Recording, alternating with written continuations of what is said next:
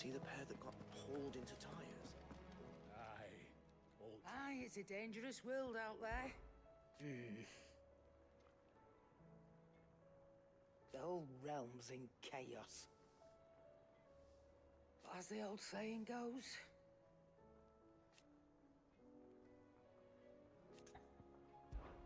coin purse weighing you down?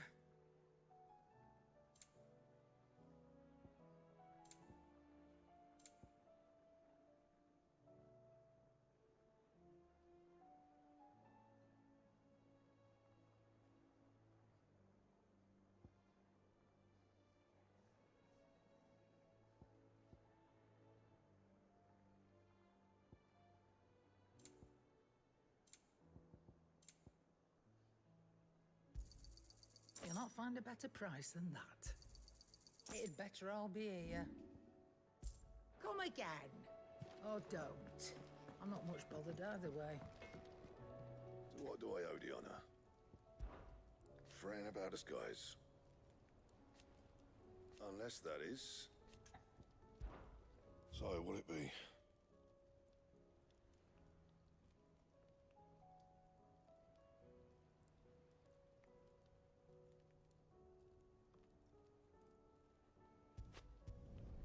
Should last you a good while.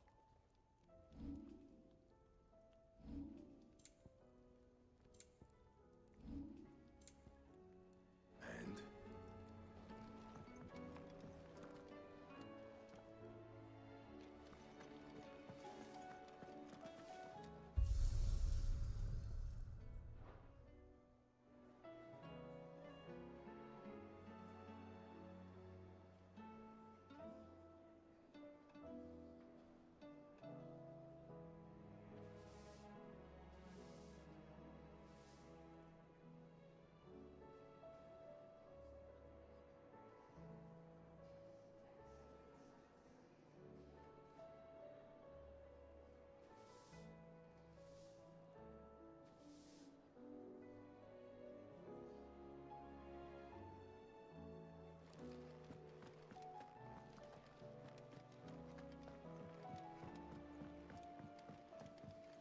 Will we ever see the sun again?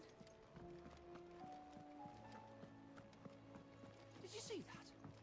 Tell me you saw that.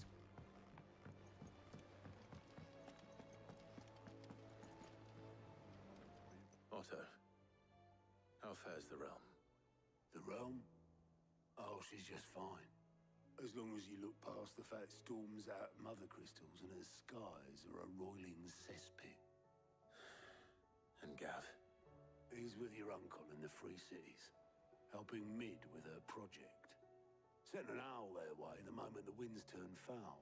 Still waiting on a reply, though. Do you have any good news?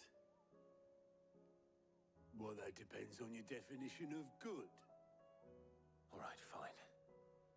What do you suggest we do? Oh, no, I'm just a messenger. I leave the scheming to those more suited to the task. Could be that Lady Vivian and Old Tomes have their own thoughts on the current state of things. Could be that they don't. It certainly can't hurt to ask. I suppose not.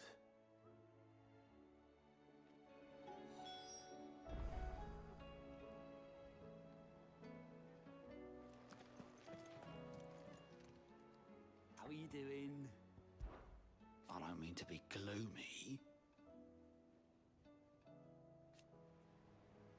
They need all the help they can get. Anything catch your eye?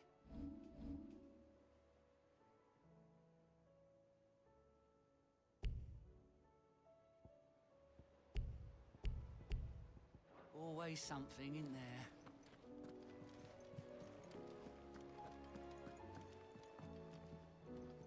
How is it that every one of your little excursions presages some inexplicable catastrophe? Not that you are to blame for the Dominion's fate. No one could have predicted the actions of the Crown Prince. I'm sorry I couldn't save your home. My countrymen are stronger than you think. A few toppled clock towers won't break their spirits. They'll be back on their feet in no time. I hope so. Look at us. Bluer than a pair of bog crabs. Tempting though it may be, sulking will not help us find a solution to this mess. You believe there's one to be found? I don't know. But I am certain we're more likely to find it if we first examine the facts.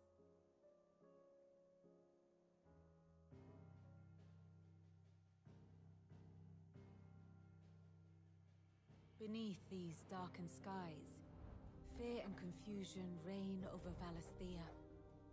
Oh, the lands around the fallen Mother Crystals had already begun to wilt for want of ether. But not like this. Crystals that filled wells and fueled furnaces, now nothing but pretty shards of rock. And those that hang from the people's necks cast nary a glimmer of light to keep the dark at bay. It is only a matter of time before the common folk convince themselves that the end of days is upon us. Yet I fear a swift end is more than we can hope for. While most of the world thirsts for ether, the remainder drowns in it, spawning Akashic in droves. And amidst the hordes of mindless beasts, with magics as like to fail as function, even the strongest nation would falter. Rosaria and the Iron Kingdom teeter on the brink of collapse, while the tragedy in Twinside has all but paralyzed the Holy Empire. Dhalmekia fares little better. Rumor has it the ministers fled the capital after the fall of Drake's Fang, leaving their beloved republic to crumble. Waloed, meanwhile, moves in earnest. The Einherjar has been sighted off-storm. The world, in short, is in chaos. It would seem our civilization was nothing but a castle of sand, to be washed away at the whim of the waves.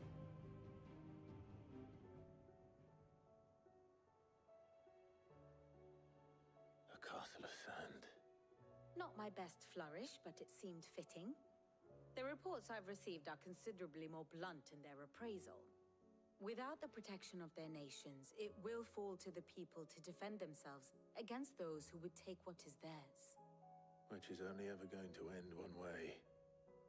Defending a farmhouse against a band of chocobo thieves is one thing, but pitchforks and palisades will do little to stall an army's advance. Should the King of Waloed deign to invade, there would be none to stop him. None but us.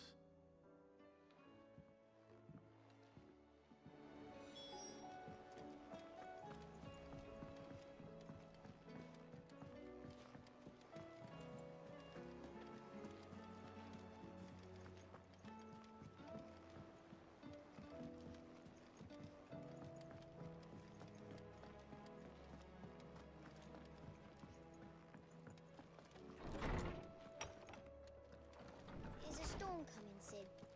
Will there be thunder? Let me guess. You're here about the skies.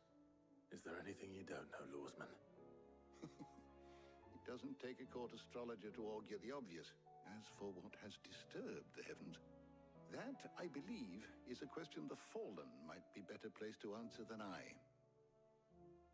And on the 6th day did the gods tear the sun from the firmament, visiting darkness upon their prideful sons and daughters. But I dare say you remember your childhood lessons on the sins of Zemeckis only too well. You think they're connected?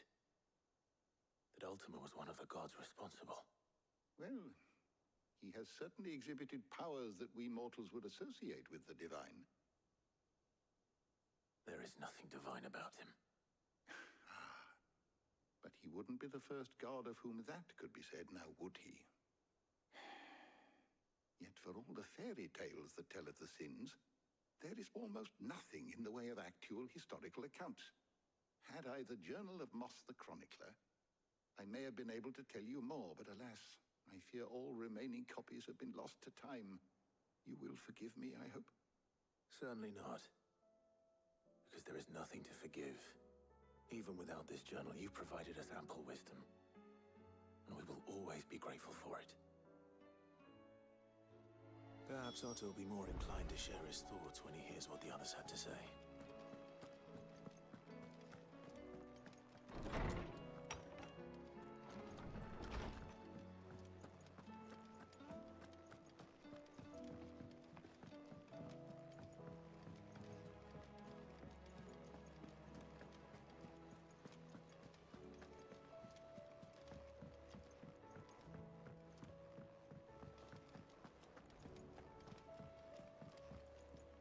What will it be today?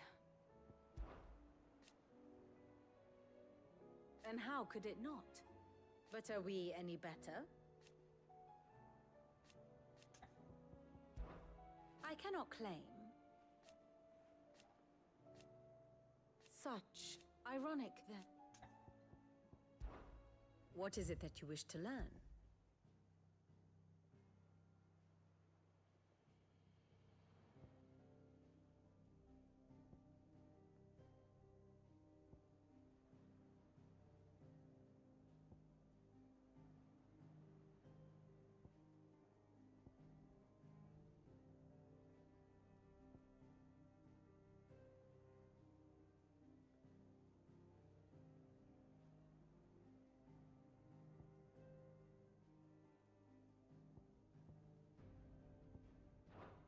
Study it well, Clive.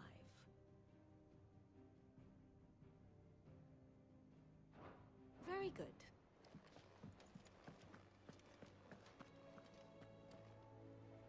Clive, we have a problem. Only one. That would be a first. It would. Actually, there are three. We had as many owls arrive while you were at the shelves. Martha's got a Akashic out her gates, and talk of monsters roaming the hills outside of Northreach has put the wind up Isabel and her lot. And don't forget Dalimil. Lubor says the village was raided by bandits. When it rains... It fucking pours. The curse breakers are spread thin, taking stock of the damage in the Dominion. And even if I could get word to all of them, I doubt they'd get here in time to make any real difference. Which means there's only two people who can. Jill and I. Let them know we're on our way.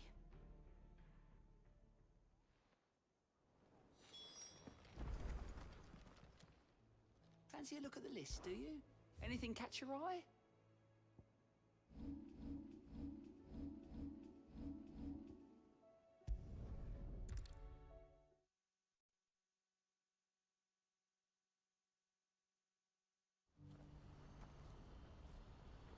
What's happened? Can't the gate open?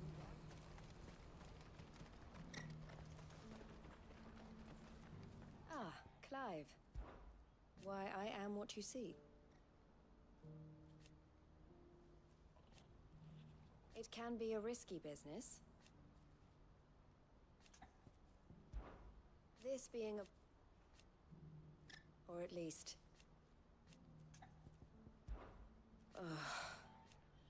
Speaking of... Best of luck, Sid.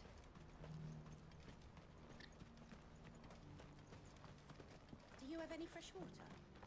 But dry since the sky's changed. Barely a drop left for myself.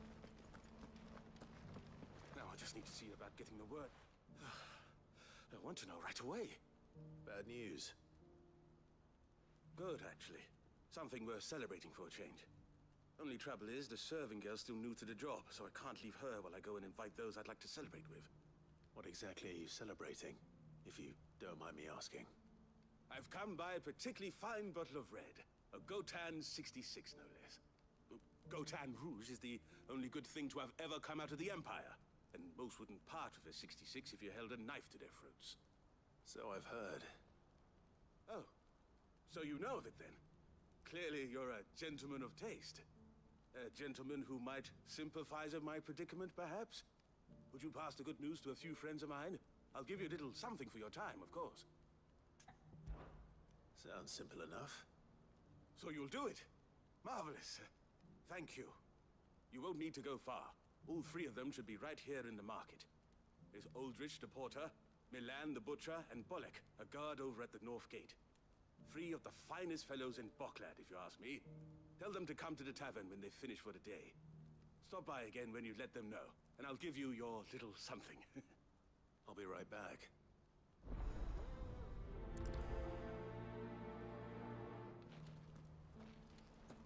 Tell me, traveler, do the other villages of the realm suffer as ours does? With black clouds above and starving stragglers below? Not so very long ago, moneyed merchants would scatter their coin like seed as they passed through this place. Ah, would that it had taken root.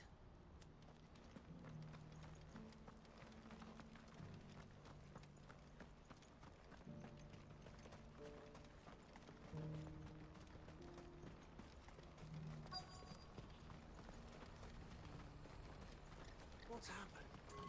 Pardon me, but would you happen to be... That well-notched steel and impressive physique. I have need of a sword for hire, and yours looks to be a weapon well worth the coin. Might you be convinced to offer me the use of those formidable arms? How exactly do you intend to use them? Well, being something of a scholar of Zemeckis history, I wish to investigate the ruins near the city, and I require a rugged companion, lest I find myself waylaid by ne'er-do-wells or the beasts sent to roam the area. Should you accept, you will not only earn yourself material wealth, but partake of the true treasure that awaits us there. The rich and storied history of Zemeckis. Well, were you ever party to a finer proposition? My arms are yours. Wonderful! Then come. We must away. But where are we going? Along the old Zemeckis Road, and from there, onward to discovery. Quickly! There is not a moment to lose. Wait. Good luck with your ne'er-do-wells.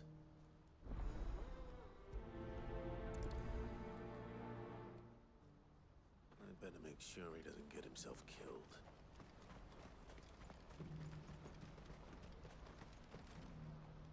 I see you've been of some assistance to Eloise. Perhaps you can extend me the same kindness? Perhaps. What would I be doing? Finding someone. You see, I've been having trouble with thieves, and despite the many pains I've taken, I can't stop them from rummaging through my packs. I was griping about my lot to a friend of mine a few days back, and he offered to track the culprits down. Now, Joseph's a sellsword, and a good one at that. But he's been gone days, and I'm beginning to fear the worst. Any idea where his search for the thieves might have taken him? The old Zemeckis Road, perhaps? He doubted they would be fool enough to linger here in Boklad. Joseph's lived a hard life. Made him grey long before his time. I just pray he hasn't been killed over a few sacks of grain. I can't imagine there are too many grey-haired sellswords around. Hopefully someone will have seen him.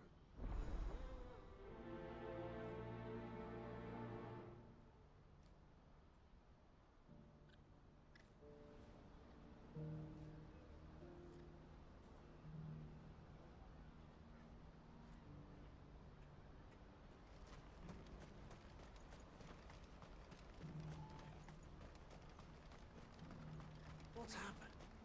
Can't the game? Please. A piece of fruit.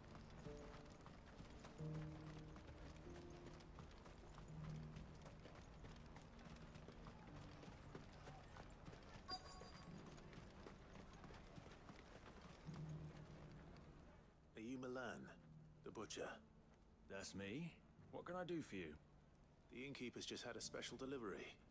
He thought you might like to join him for a cup of wine after you pack up for the day. He knows me only too well. And I've got a ham here that will go handsomely with a nice drop. Wine and ham to spare. Boklad clearly isn't suffering then. Comes with being the place everyone has to pass through to get to everywhere else. Those who travel the Crystal Road bring all manner of goods with them. We get meat from Sanbrek, herbs from Rosaria. Why, sometimes we even see curiosities from across the Narrow. Or rather we did, till not so long ago. These are lean times, and even Boklad isn't the bustling trading post it once was. Still, there's no point dwelling on it. Better to live life while you can, eh? And on that note, it sounds like there's a cup of wine needing my attention.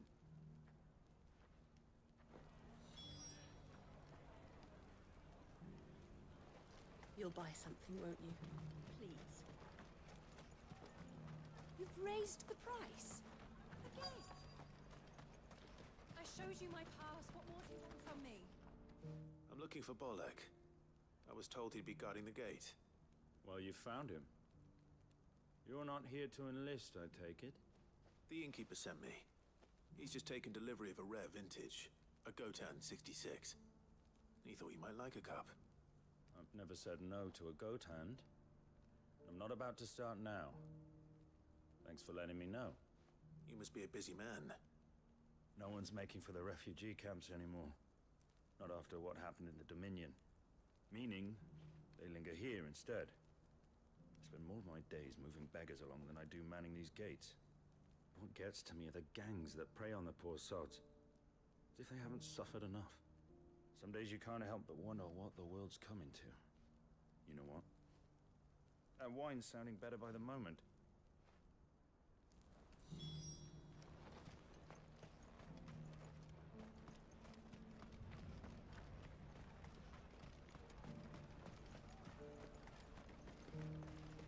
I haven't sold anything in days.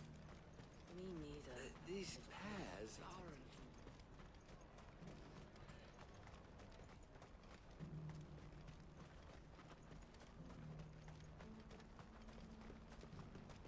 Please, a piece of fruit.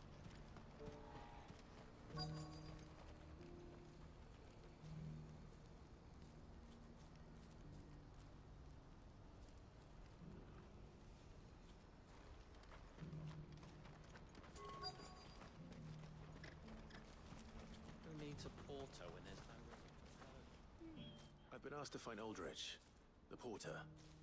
I don't suppose that's you, is it? That's me right enough. You need something delivered? The innkeeper sent me.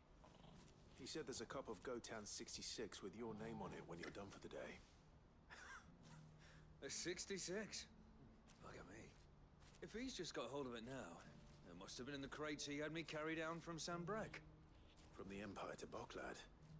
You must be a braver man than most. That's a treacherous route at the best of times. Such is the porter's lot. There's not a patch of storm these feet haven't traipsed across. It's Oriflamme one day, then off to Canva the next. The farther you're willing to go, the fatter the purse. Which is why there's no shortage of competition for some of the longer routes. I'd say I've done enough for today to earn myself a cup of something tasty. Thanks for letting me know. Well done. I wonder if the innkeeper might spare a cup of that wine.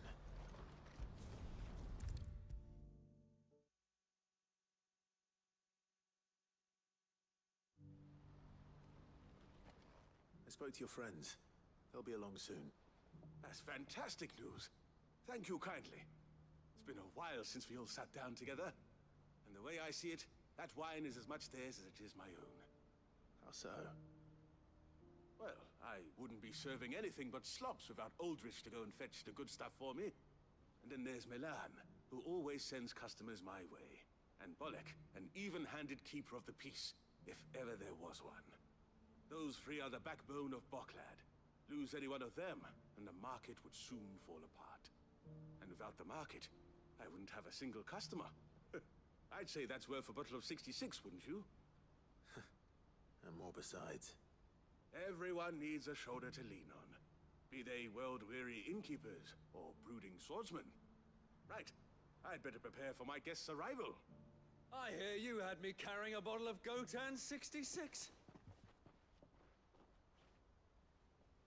If I'd have known, I would have sold the thing and lived like a lord. I'll settle for a cup, though, if you're in a sharing mood. A Gotan 60 bloody 6. Just as well I had something special of my own set aside. A bottle between the four of us might not be enough to drown our sorrows, but it can't hurt. Here they are, the three pillars of Boklad. Sit yourselves down, gentlemen. The woes of the world may be monstrous in many, but there's nothing like a few good friends to keep the misery at bay. Never a truer word spoken.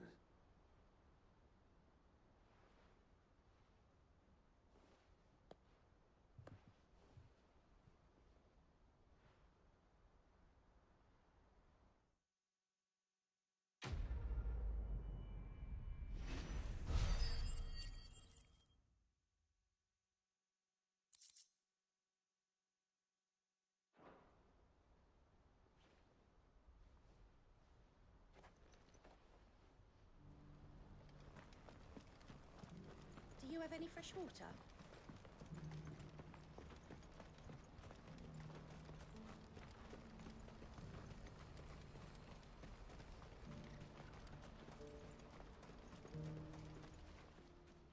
And how might the Crimson Caravan serve you? And I wouldn't have it any other way. All the better.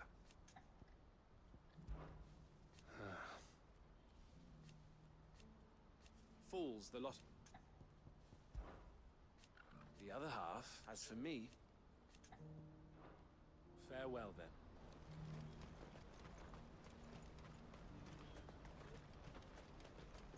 I wouldn't give for a hot meal. Looks like this is the end of the road for us. When are they gonna let us through? What do you want? I've no coin on me. Just information. Has a sellsword passed through here? Grey hair. Now you mention it, there was a young man with salt in his mane sneaking around out there a while back. Which way did he go? How am I supposed to know? I got off down the road, I expect. Now why don't you do the same and leave me be?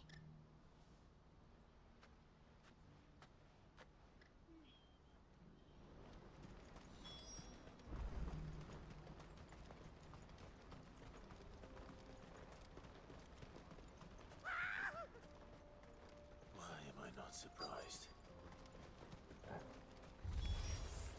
You'll hand over your coin if you know what's good for you.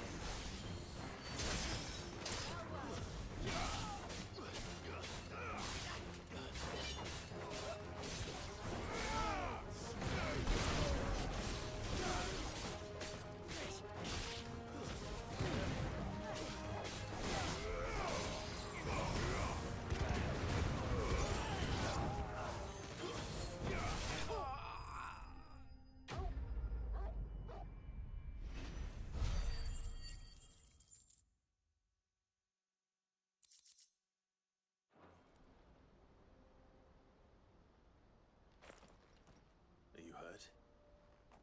Happily not, good sir. Thanks to your timely intervention. More importantly, we have arrived. Now, feast your eyes upon the marvel before us. Ruins, a relic of the fallen civilization. A sight so common that man is oft blinded to its wonder. Colossal vessels, dashed from the very heavens. Airships, we call them, with very little thought to what wonders such a word might describe. Oblige me if you would. Does anything strike you as peculiar about this particular specimen? Though we ourselves find fallen ruins to be nigh indestructible, whatever gouged the final sin from the rock cleaved clean through the structure you see before you. A tantalizing mystery, no doubt, but merely one of countless enigmas in which Zemeckyan history is steeped. Come, good sir. Our expedition continues, and we still have much to learn.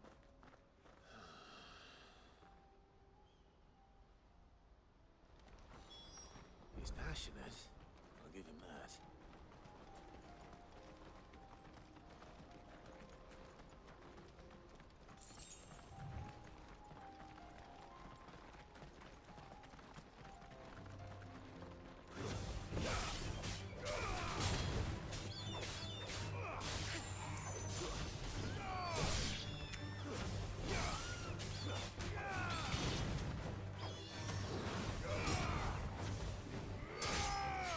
It's over.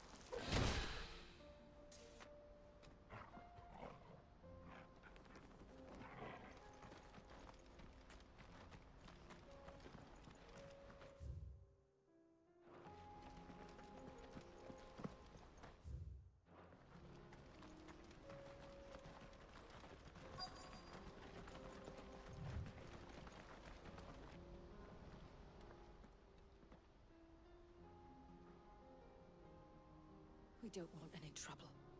Neither do I. I'm looking for someone. A grey-haired mercenary. Well, we haven't seen him. Yes, we have. We saw him climbing up the rocks. Those ones, over there. Maybe he found his thieves. Mum won't let me near them. She said there's goblins up there, and that they eat little boys for dinner. Shush now. You've said quite enough already. I only told him what you said. I'd listen to your mother if I were you.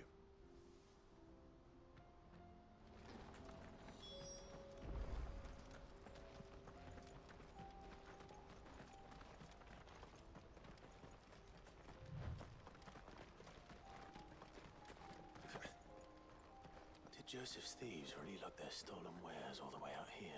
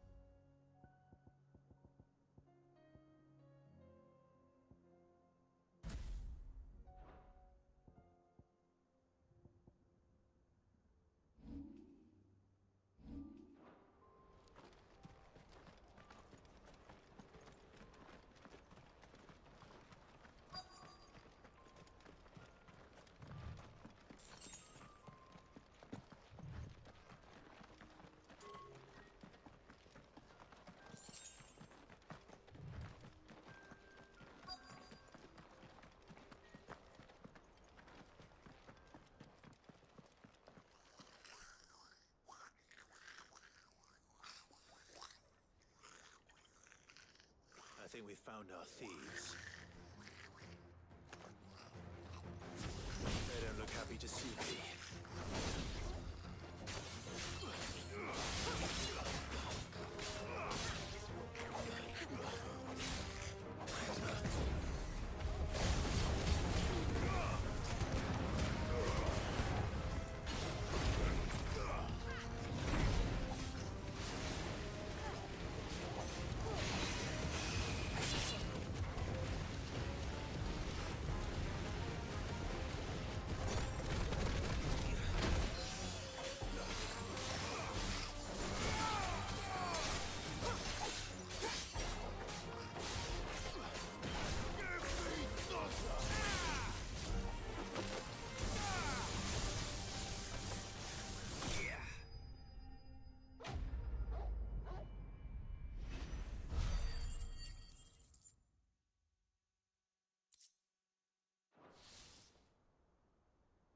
Let's get this over with. Stop! Don't kill him, he's just protecting his home. Joseph? So the boy was right. I don't know you. Your porter friend sent me to find you. She was worried you might have got yourself killed. Have I been gone that long? Wasn't hard finding the thieves. The problem was knowing what to do with them when I did. I take it things are more complicated than they appear.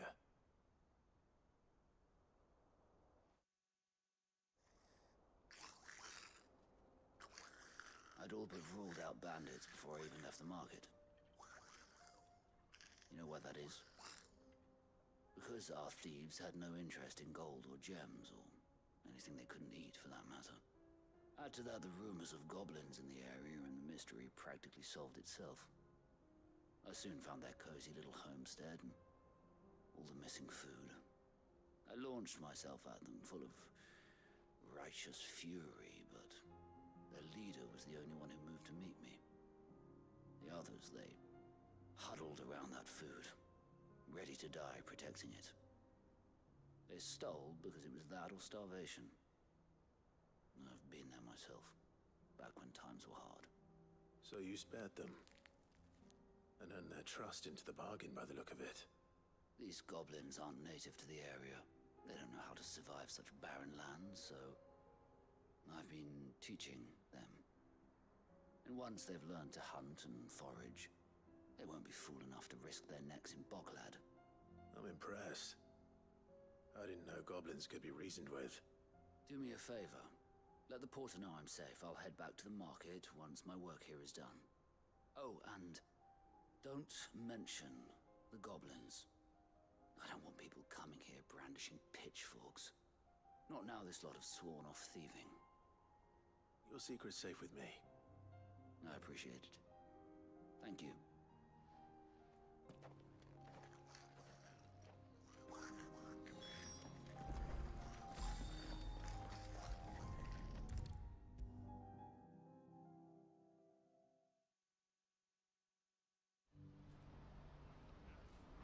Joseph's fine. He'll be back once he's tied up a few loose ends. That's a weight off my shoulders. He certainly knows his business. He found your thieves all right. And I dare say they won't be coming back. A good man to have around, that Joseph.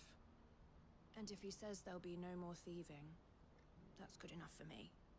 Thank you for putting my mind at ease. Here, for your troubles.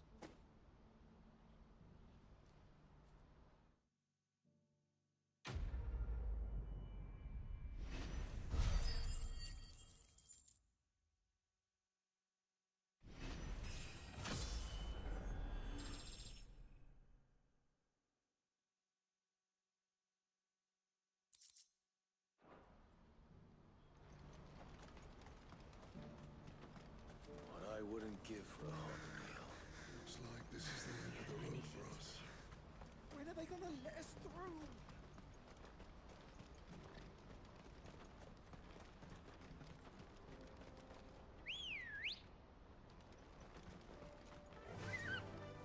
Faster!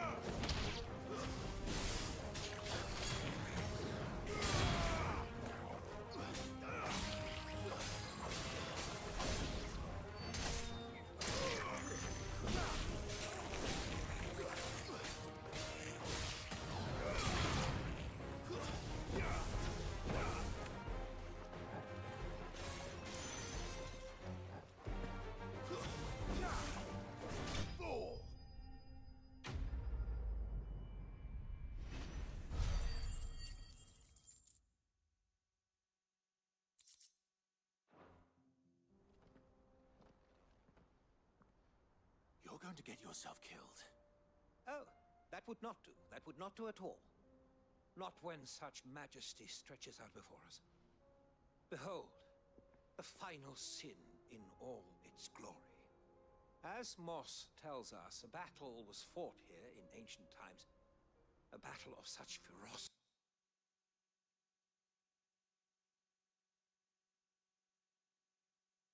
Reaching for their hope.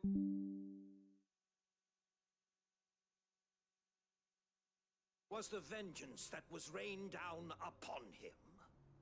Alas, the full truth of the matter is lost to time, though I live in hope that I might see it discovered.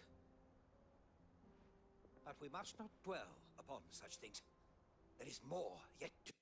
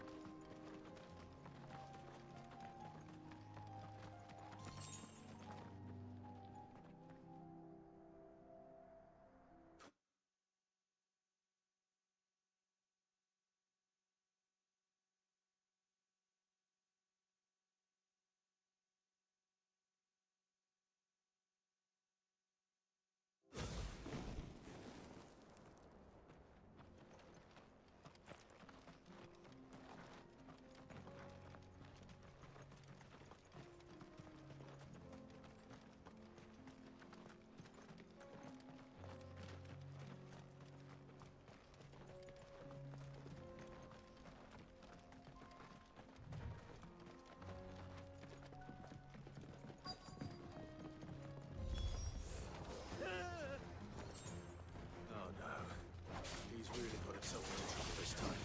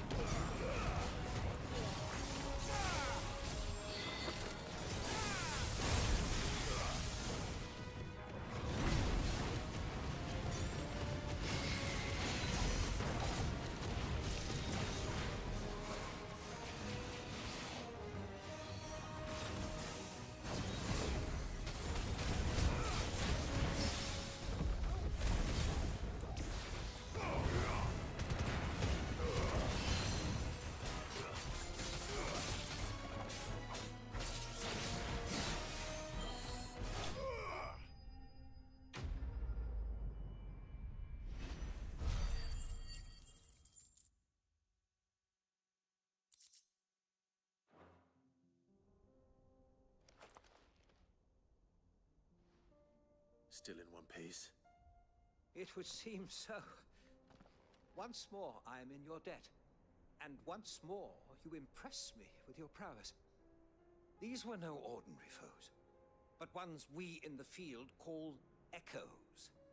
Though Moss the Chronicler concurs with the legends in attributing the fall of Zemeckis to a wrath wrought upon mankind by the gods, he offers little in the way of explanation.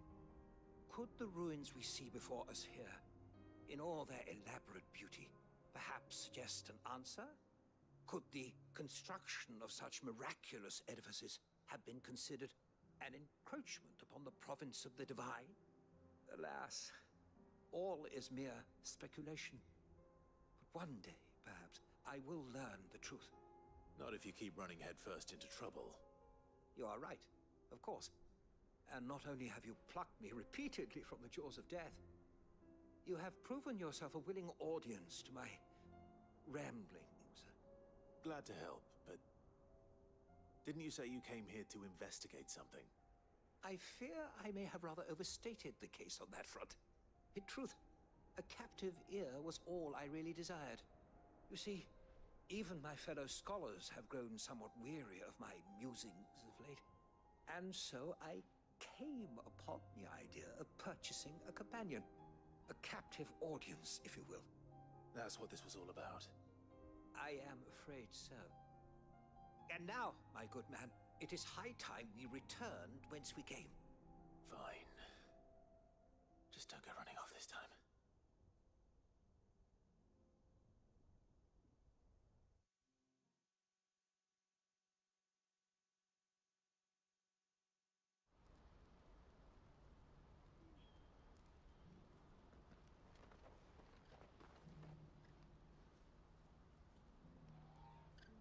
And so ends a delightful day. Here, your reward for humoring my selfish whims, plus a little extra for the trouble I have put you to.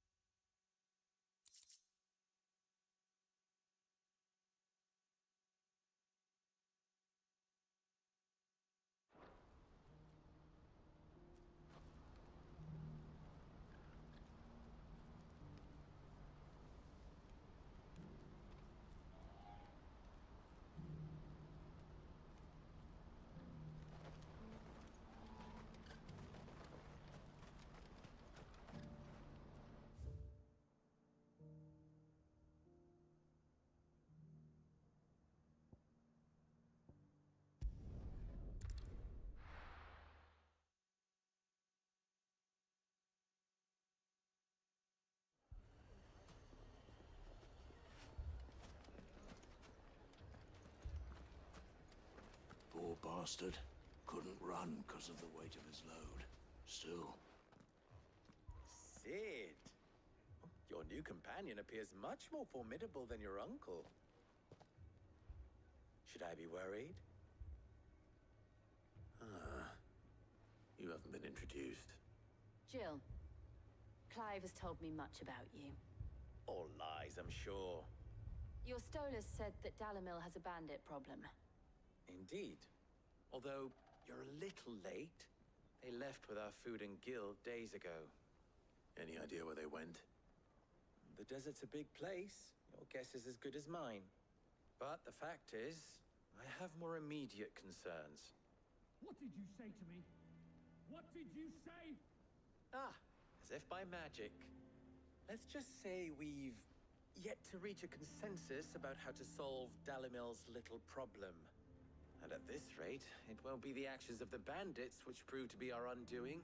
It will be our own. Now, I've tried reasoning with the dissenting parties, but even the Desert Hare has limits.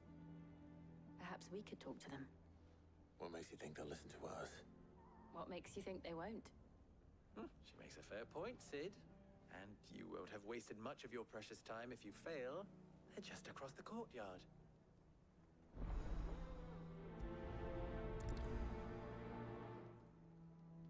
Suppose we just follow the shouting. Fucking thieving bastards!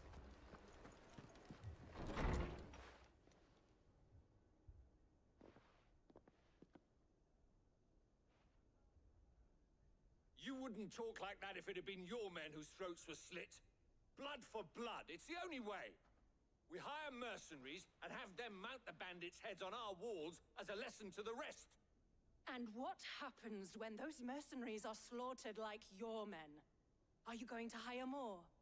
We're better off using that coin to buy food and supplies. If we hire mercenaries, the only thing we're buying is the bandit's ire. And you cannot fill empty bellies with that. Do you hear me? But what happens when they come back? Maybe it'll be your throat that's slit. That's enough. Both of you. Any more of this and I'll throw you out myself. Come back when you're ready to talk like adults.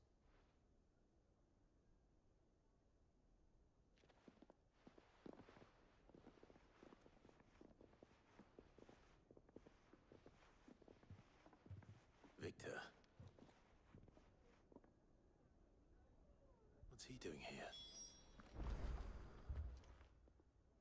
Sid. And Lady Jill. What brings you here? I was about to ask you the same thing. Costness is in chaos, and the markets have all but ceased to operate. The Briar's Kiss here in Dalamil is the only place I can reliably obtain supplies. I was here to do just that when Master Lubor told me of his troubles. He thought I might be able to talk some sense into these fools. But if you're here, I suppose his patience must be waning. Who are those people? Those were the thorns in Lubor's side. And the reason this place might be headed the same way as Costness. It's these accursed skies. The darkness is enough to drive a man to madness. Or an entire city, for that matter. We're still working on the skies. But in the meantime, perhaps we can find a solution to Dalamil's problems. I hope so. For all our sakes.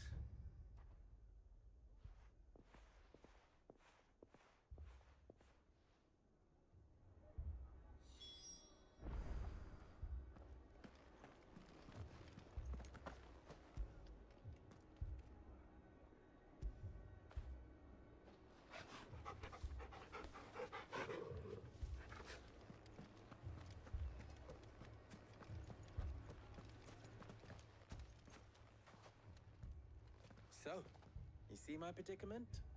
What I saw was a room full of people who were angry and afraid. And with good reason by the sound of it.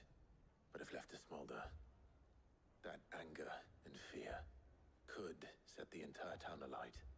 My thoughts exactly. What to do? Both sides wish to protect their homes and livelihoods, if only they could agree on how.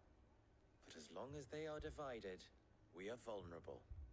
And if there's one thing bandits like, it's an easy target. What would Sid the Outlaw suggest? Well, if it were my namesake, he'd let them choose for themselves, and be on hand to pick up the pieces when it all went wrong. That sounds like a recipe for disaster. A recipe for disaster is precisely what it is. But perhaps that realization would be enough to make them question the ingredients. While it's plain neither Conrad nor Natalie will countenance the other's proposal, it may still be possible to make them doubt their own. Before presenting them with a third option. And that would be? To pool our resources and save the city ourselves. Why fight each other? When all that fear and anger can be directed at the bandits. It appears we have a plan of action. Victor, pay Conrad a visit. See if you can't convince him of his folly. I'll speak with Natalie. As you wish. Your faces are not well known in this town. That may prove useful. Don't worry, Victor and I will do most of the talking. You need only play along. Play along? What he means to say is yes.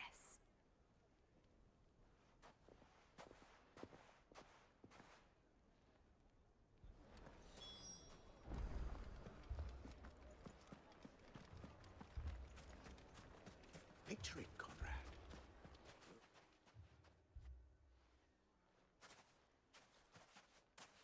Ah, here she is. Lady of the Spear herself. Conrad, may I introduce you to Jane, commander of the Red Wings, the oldest mercenary guild in the Free Cities. A pleasure, my lady. The pleasure is all mine. As I told you, I summoned the commander here from Canver to inquire about a contract. Victor says you told him no. That there aren't any men left to hire. Is that true? True as the crystals cracked. Nobles came and claimed every last one worth his salt. And not just from us Red Wings. You know of the 7 high houses. There must be 2 score swords assigned each one. Granted, we have a few boys left. If it's boys you're looking for. Well, Conrad, are you saying that Dalamil's finest cannot defend this town better than a gaggle of unblooded striplings? That a band of beardless youths could better avenge the deaths of your brave men than you yourselves? Absolutely not. We'll show those bastards who they're dealing with.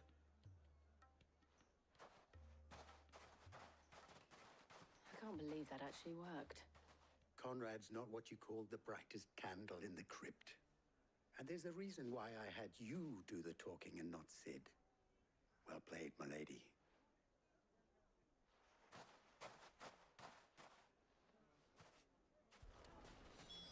Then let us band together and show these brutes that Dalamil is not to be trifled with. My shop. Why would anyone? If I had my pickaxe, I would... I mean, it may still be possible to buy something. Ah, here he is now. Natalie, allow me to introduce Lord Underhill of Randalar's prestigious League of Merchants. Lord Underhill. At your service. Underhill. I was just telling the good lady of our conversation, my lord, and how you were lamenting the state of the capital's stores. Lubor says that not only are the granaries almost empty, but that war and the Blight mean this season's harvest won't be enough to fill them for winter. Indeed, certainly that is the case. The nobles in the capital are buying up the city's stocks of barley and wine, driving the prices higher than most commoners can afford. It is only a matter of time before the peasants revolt. It is worse than I thought. If what Lord Underhill says is true, I fear we have little hope of supplementing our stores, meager though they regrettably are. And while I applaud your endeavors to dissuade our more bellicose citizens from seeking vengeance, I sense Conrad is not wrong in his assessment of the bandits' likely return. Which means that now, more than ever, we will need to secure what little we still have. Food, weapons, herbs, everything. If our humble town is to endure not only this hardship, but those that are certain to follow, we must stand united. All right. If it will help to protect my home, I'll do it. But you needn't have gone through this charade.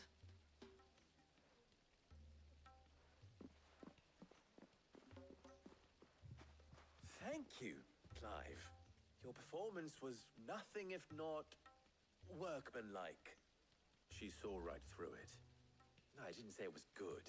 Merely that it produced the desired effect. Now, my scouts should be returning shortly. Meet me back at the Briar's Kiss, and we shall see what we face.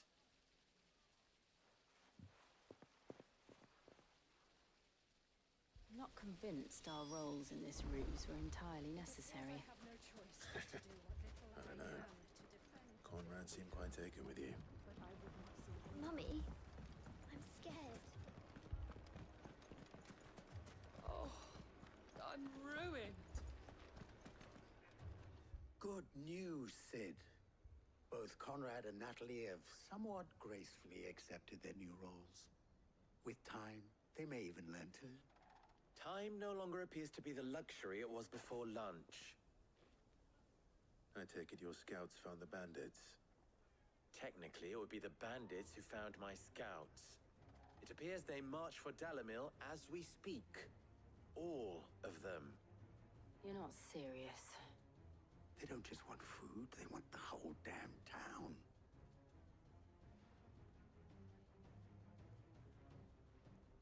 I have a favor to ask. I'm told the bandits march in two groups, one from the south and one from the desert, in a move doubtless intended to stretch our already gossamer-thin defenses. Very well. Jill and I will meet those from the desert. But what of the rest? The rest, my friend, the city shall fight. Together. The stakes, I concede, are high. But if this does not unite Dalimil, nothing will. That is a lot of faith to put into those who had their hands around each other's throats but a moment ago. Then it will be for us to see that their hands are kept occupied. And I do mean us. I thought you might say that. We'll hold them off for as long as we can. And we will do the same.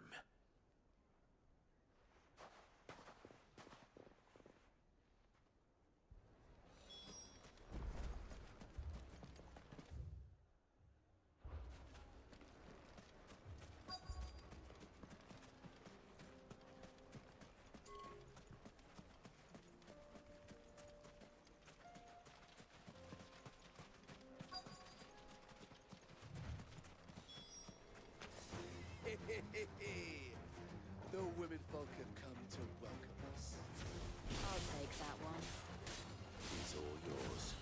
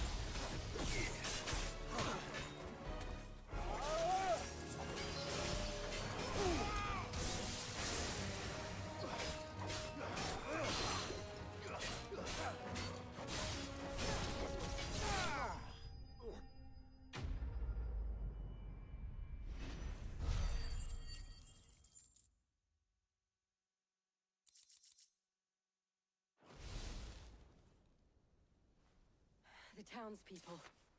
Could they have held out? I don't hear any fighting. What do you think? That we should hurry.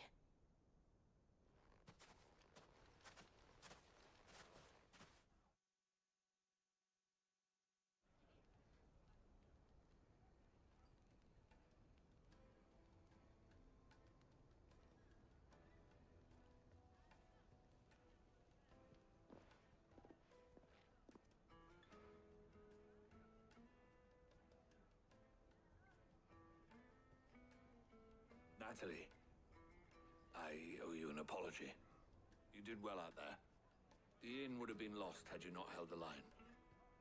Without you, there would have been no line to hold. You saved us, Conrad. You saved Dalimil. We all saved Dalimil.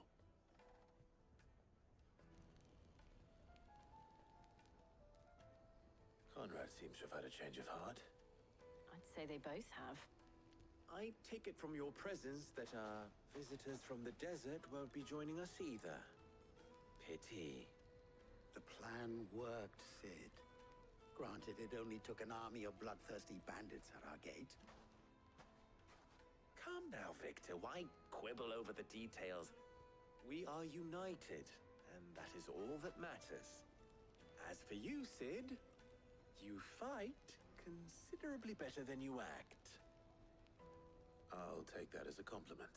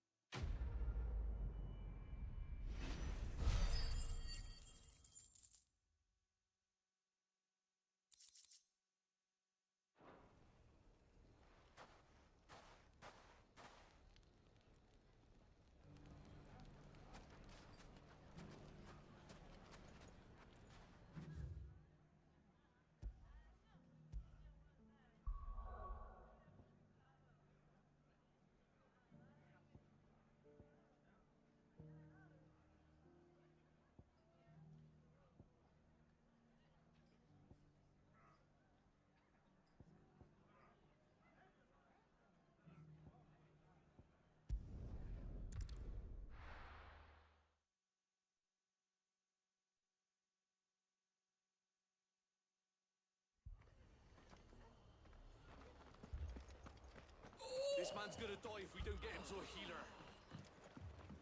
But all our beds are taken. Martha, it's good to see you. And you, Clive. Jill? Otto said you'd been attacked by a Kashik. What exactly happened here? Those skies are what happened. Not long after they fell dark, we had our first visit. There were hundreds of them. Tried to storm the hill. Only a handful made it up here, but that was more than enough. The rest are still down there now. And while we have a few willing fighters holding them back, they're sorely outnumbered. What do you think, Clive? That we join the fight? I thought you'd never offer. Now, where I need you is the Fallen Gate. That's where the fighting is fiercest. Let the men know you come to help. Something tells me they'll be pleased to see you. We're on our way.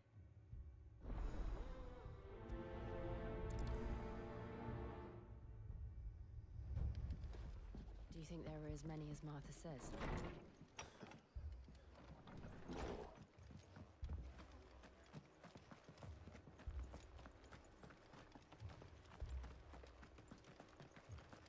You don't think they've abandoned us, do you?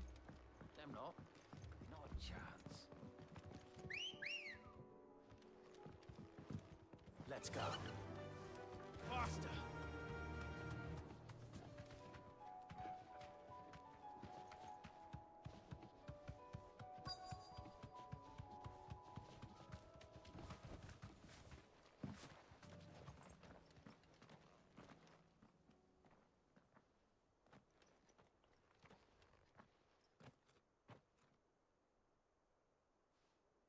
Clive, wounded.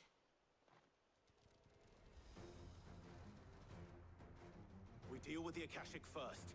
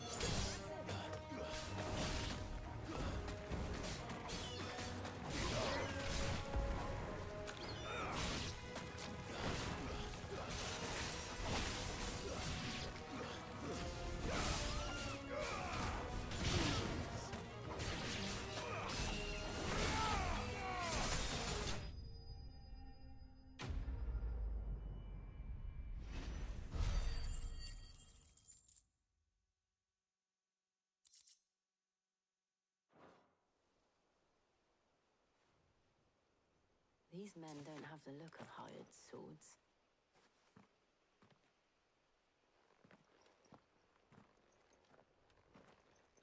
If you've come to rob this place, You are mistaken, my Lord Rosfield. We're here by Madame Martha's leave. how do you know my name? Forgive me, my lord. There wasn't time for introductions. We're with the Guardians of the Flame. Wade's men? But how did you come to be here? Where is your commander? Sir Wade left earlier with a scouting party to find out where the Akashic were coming from. Did he? Take your wounded back to the inn. Martha will see you're looked after. We'll join you anon.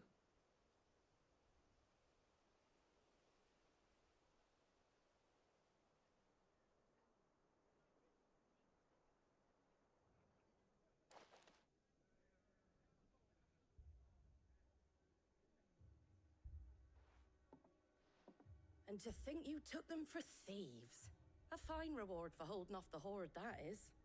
When did Wade and his men arrive? Not long after Rosalith fell. The Guardians asked me to shelter some of them that had lost their homes. They were making ready to leave just as the skies turned, and we agreed it was best we stuck together. Martha! Trouble! The scouting party's almost at the lift, but they got a pack of Akashic snapping at their heels! And they got wounded with them! They're not gonna make it! Damn it all. We'll worry about them, Martha. You look after everyone here. If any can still fight, send them to the lift. I will. You two be safe now.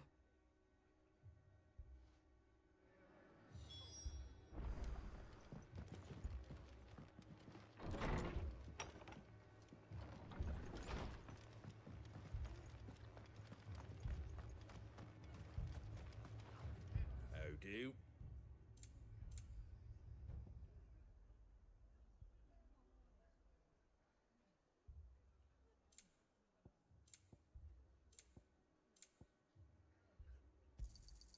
There you go.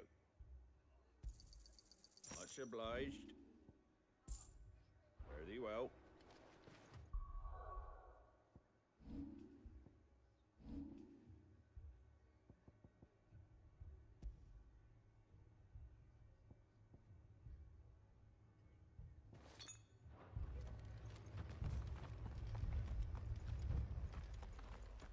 Mad dogs, the lot of them.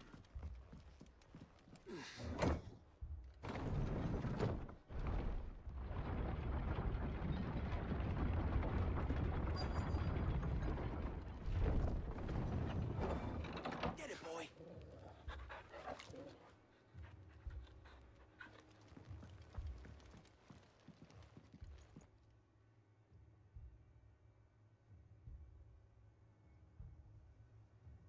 Squire, I need you to get those who can still walk up the lift to Martha's.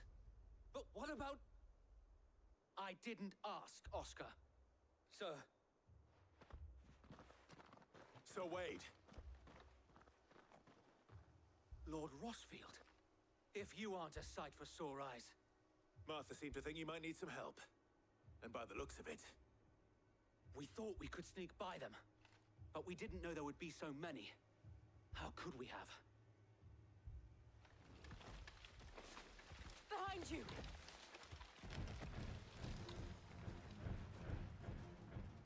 Damn it! We need to get the injured to safety. Do you think we can hold them off? We can certainly try. Are you with us, Sir Wade? Always. Then let's do our duty.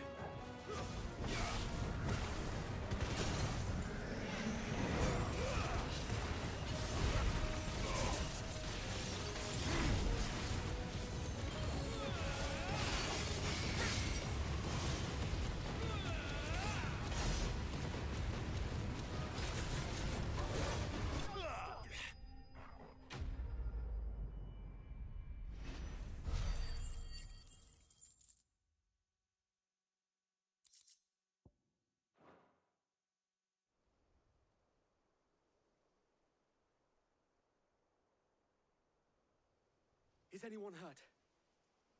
I don't think so. And yet again, you've pulled me from the flames. It's just a pity I keep walking into them. You've never been one to shy away from danger, Sir Wade. Like any shield worthy of the name. I see you're all in one piece. Martha! Is something wrong? The lookout saw smoke coming from down Eastpool way. Too thick to be a hearth. A second horde. Feel like finishing the job. Always. Jill and I will make for Eastpool. You'll need to move the injured without us. Don't you worry about them. The moment my men are safe, I'll follow. Good luck.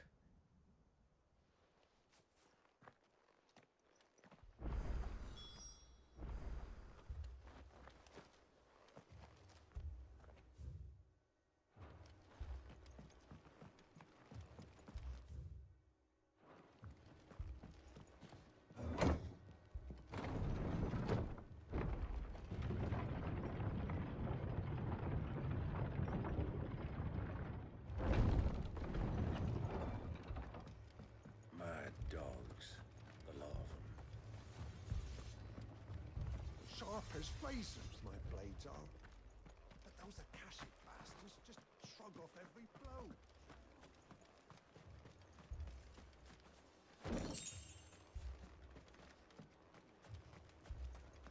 Thanks to the Akashic, all of the men are either on watch, readying for the next attack, or confined to their seatbelts.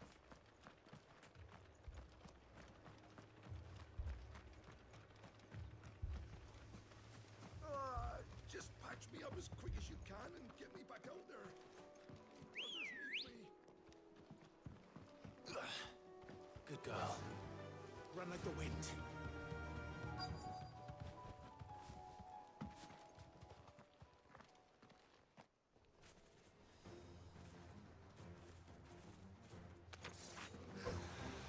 They're headed for the rest.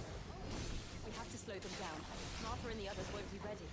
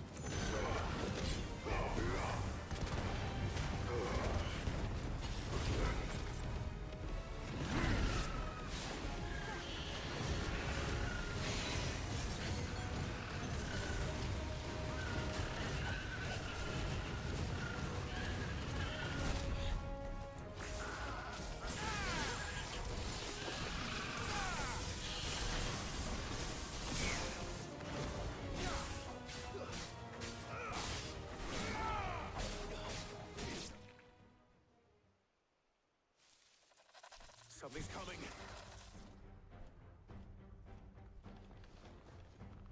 Apologies, my lord.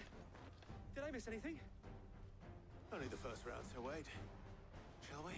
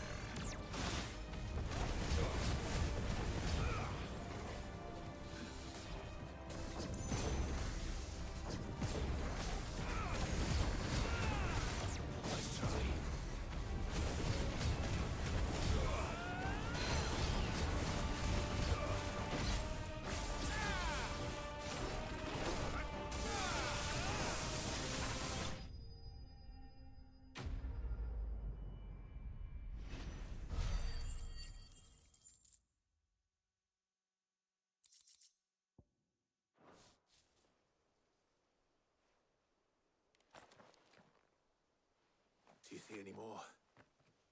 No. I think that was the last of them. But it won't be long before the next lot arrive. Then we make for Martha's while we can.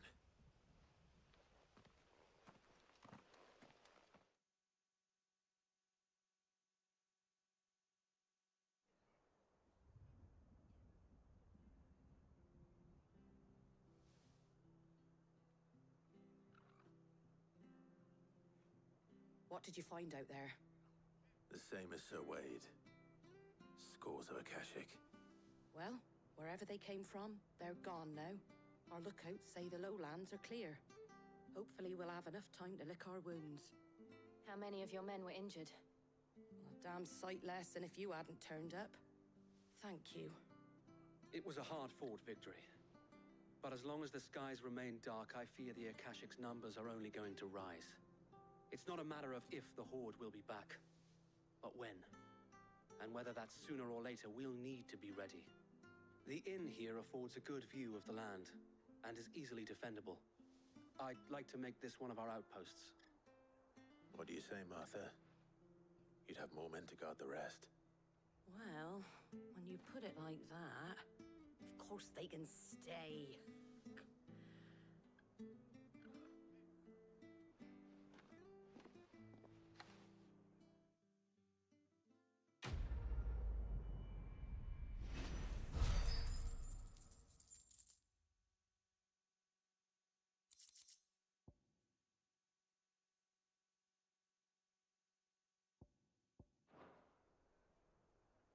My lord, there's someone I'd like you to meet.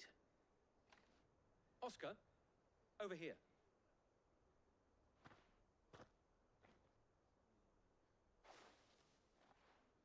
It is an honor to make your acquaintance, Lord Rossfield.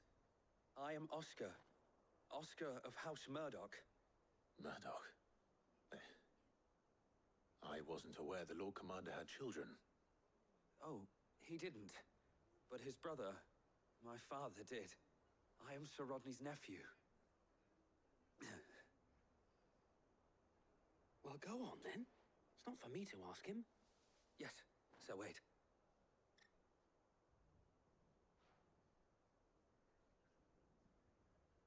If it please you, my Lord Marquis, might you take me as your squire? I would learn the duties of a shield from the finest. I'm sorry to disappoint you, Oscar, but I'm a shield no longer. Nor was I ever the finest. And spending time in the company of an outlaw hardly seems a fitting education for one aspiring to take his oaths. My Aunt Hannah once told me that a man is not defined by his title, but what he does in its name. You have accomplished much since taking on the mantle of Cid, winning no little honor in so doing. And I would sooner serve under an honorable outlaw than an unworthy shield. Not that Sir Wade and the other Guardians are... I mean to say that, It's all right. We know what you mean. There is only so much the boy can learn from me, my lord. But a squire... Would that really be so bad? You were a squire once. And I'm certain Sir Rodney would approve.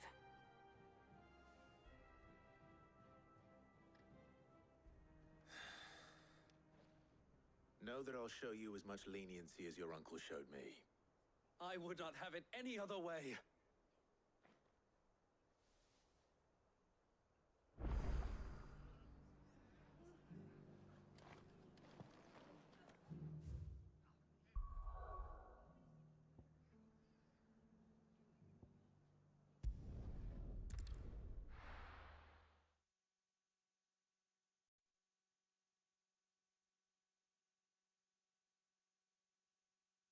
First we find Isabel.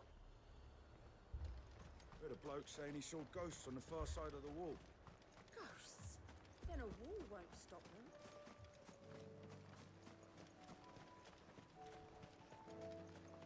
I saw it with my own eyes. The whole of Oriflamme under a flood. Then we're next.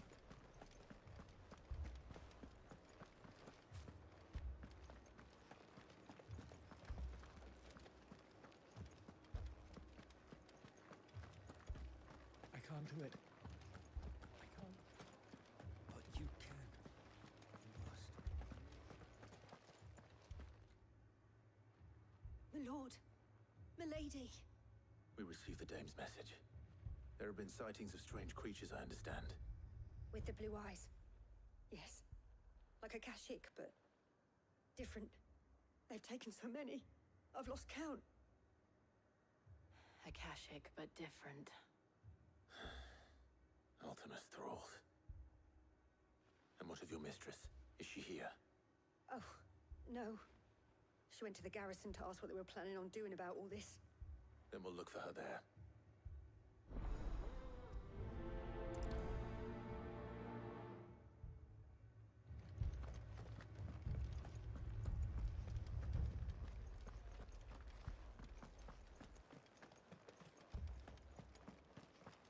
We could leave.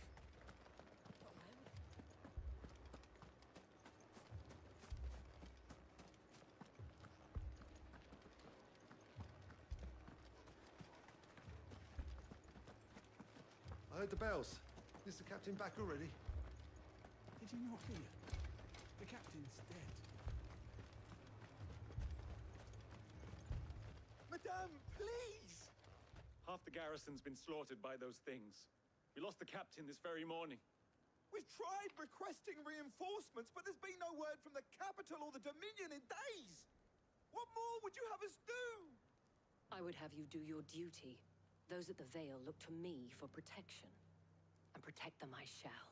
Because they are my charges, and that is my duty.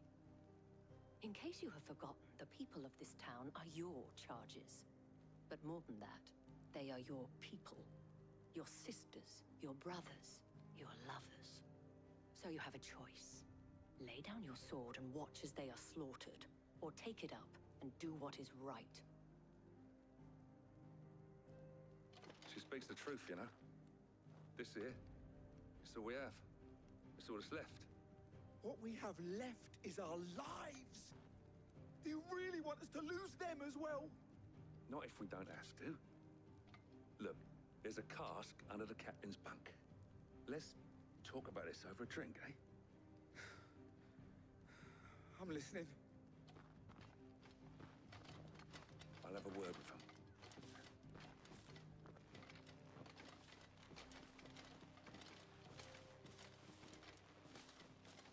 Ah, Clive. I didn't expect help to arrive so quickly. And sought to take matters into my own hands. It was a noble effort. But I thought you might still need some support. How like you to consider my needs. What we need to consider is where the creatures came from. The way the survivors speak of them, one would think they appeared out of thin air. And perhaps they did. It's hard to know what to believe these days. We'll talk to the survivors.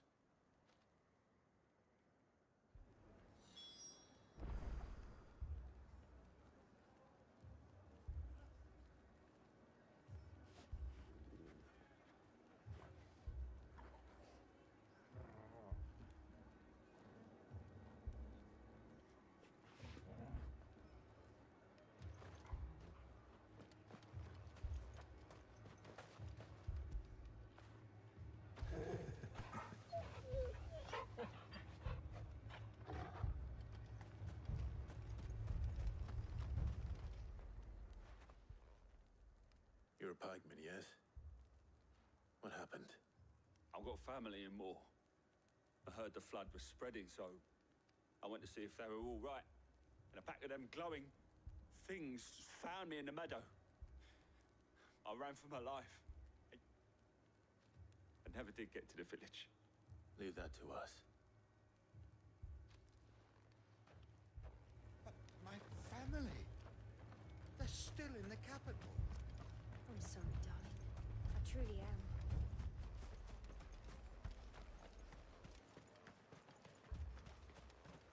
That thing, it took off the cap.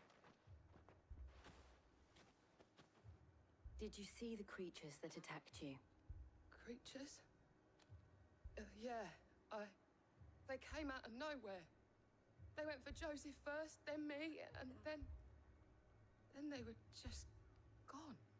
Do you remember where you were? On the road from Oriflamme. We just passed Moor when... Where's my Joseph? It's all right. Just rest now. At least we have an idea of where the thralls might be now. We should head for more.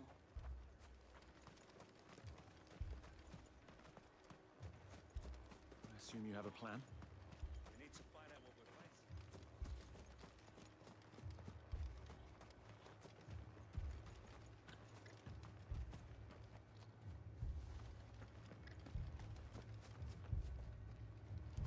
It was all they could do to escape. They just left the bodies there in the flood.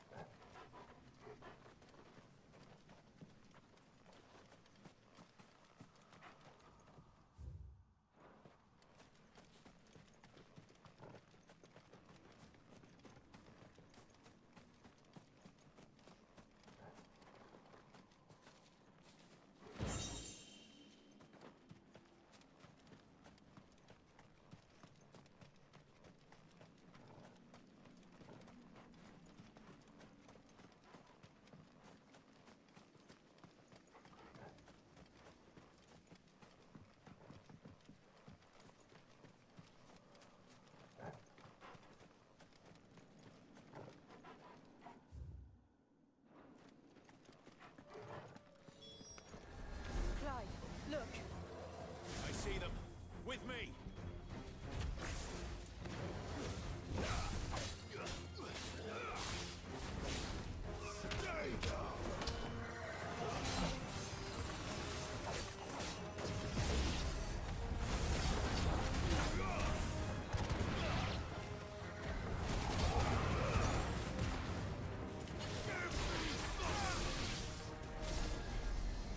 Should I bribe? Save your strength.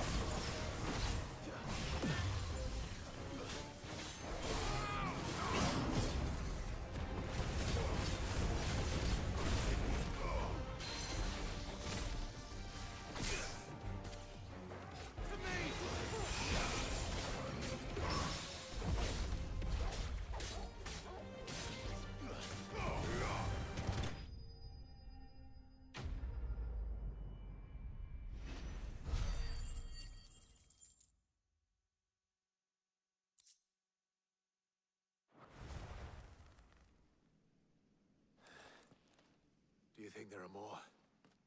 There are always more. But I'd say we've done what we can for the time being. Then we should let Isabel know.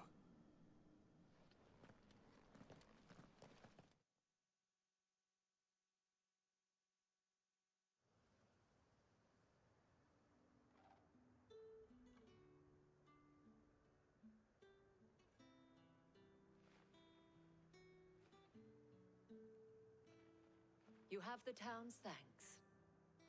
Don't thank us yet. There will be more. Many more. And you'll need to be ready for them. Oh, we shall. Isn't that right, Captain? Yes, milady. The garrison will be ready. Philippe here has convinced most of the men to remain at their posts. For now, at least. Hearing that the Dane would look kindly on any man who committed himself to the task certainly didn't hurt. It's not the most selfless of motives, I'll admit. But whatever it takes, eh? Now me, I never needed convincing. I became a soldier to protect the people I love. And the people I love include the ones standing before me. Handsome and chivalrous. Now, if you don't mind, I have sentries to post. Milady.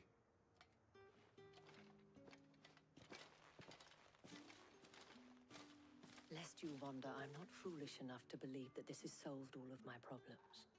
But it has solved one, and that's one fewer than I had this morning. Thank you again, Clive.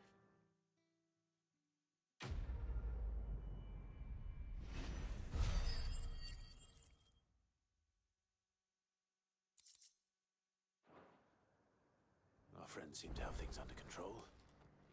For now, at least. Let's go and put Otto's mind at rest.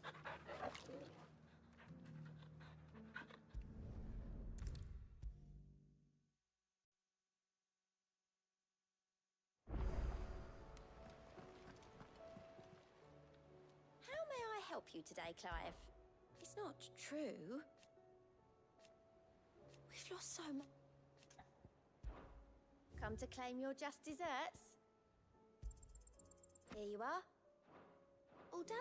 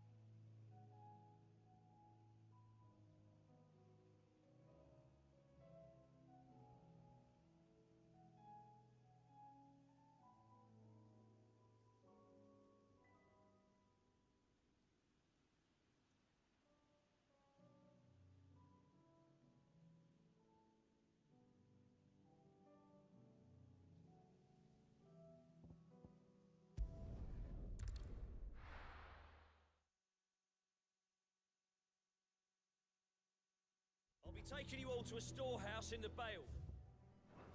Leave anything you don't need behind.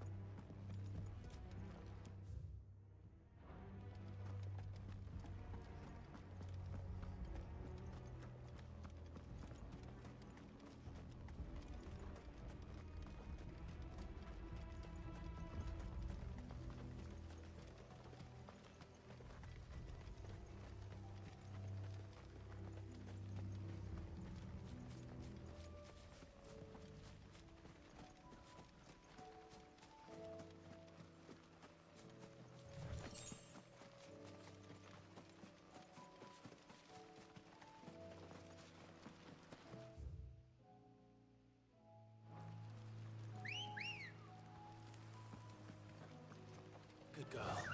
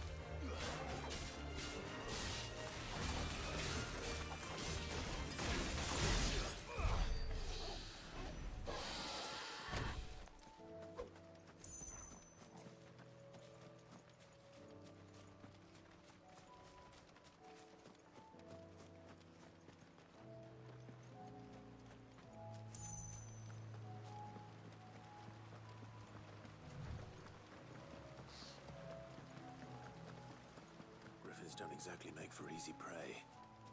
Let's hope our craftsman hasn't bitten off more than he can chew.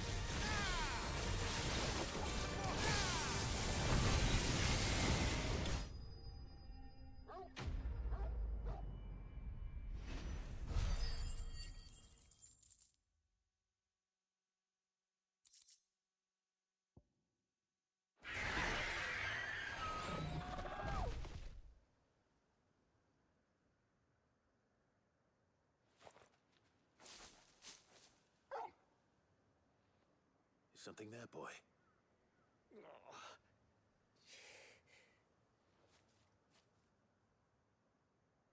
Could that be our man?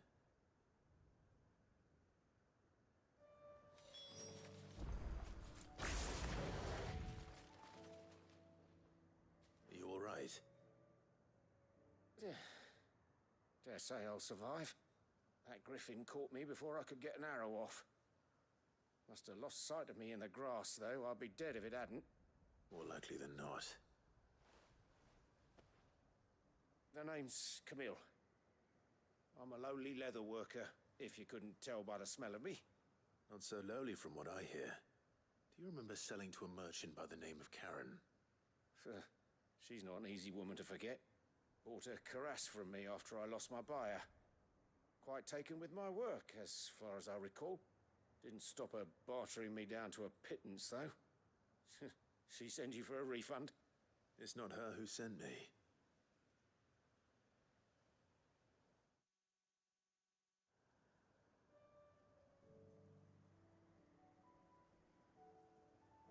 Well, consider me flattered. You should be. He's a master of his art, and not an easy man to impress. Blacksmiths are proud folk. It's a rare thing indeed for one to praise a glorified tanner. And I don't imagine an impressive swordsman like yourself will be getting your steel from any but the best. I'd dearly love to help a fellow craftsman, but... Well, actually, I suppose you could give him this. What is it? Treated leather. Same stuff I used to make that cuirass. If your man's as skilled as he sounds, he'll know what he's looking at. You sure? Well, you did save my life. And thanks to you, I'll be going home with all the griffin hide I can carry. I'd say it's the least I can do. Short of showing him how to make the thing myself, that is. But there are rules against it. Secrets of the trade and whatnot. In that case, I'll see that he gets it. I'd be much obliged if you would. Right. I've got some greaves to make. You send your blacksmith my regards. Will do. And thank you.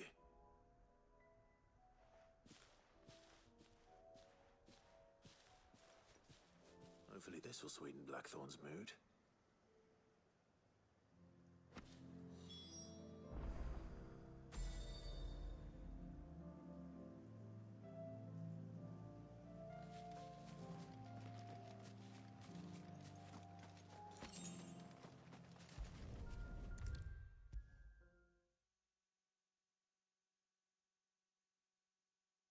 And with a bit of luck...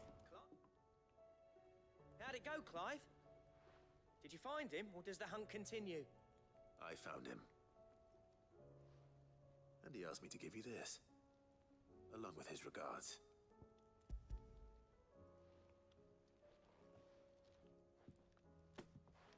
You're joking.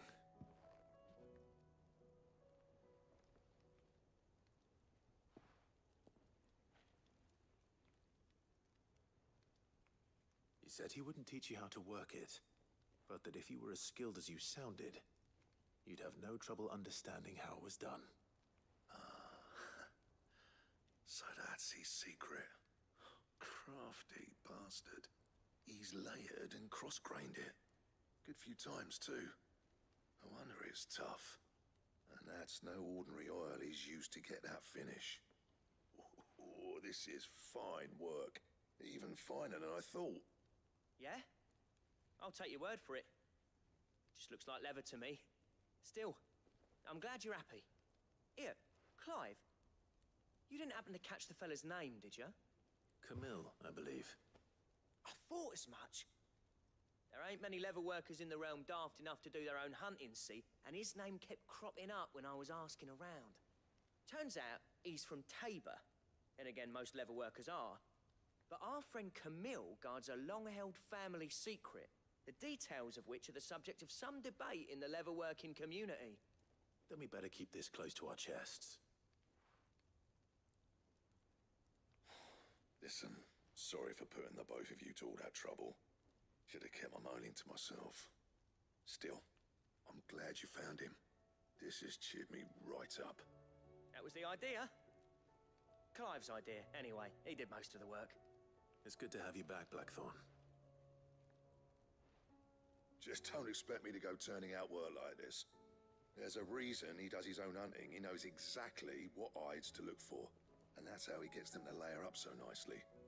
And don't get me started on how much oiling this leather would need. But I reckon I can make something about as good. Something a Cursebreaker will have no trouble caring for. Anyway, enough narrowing. I've got work to be getting on with.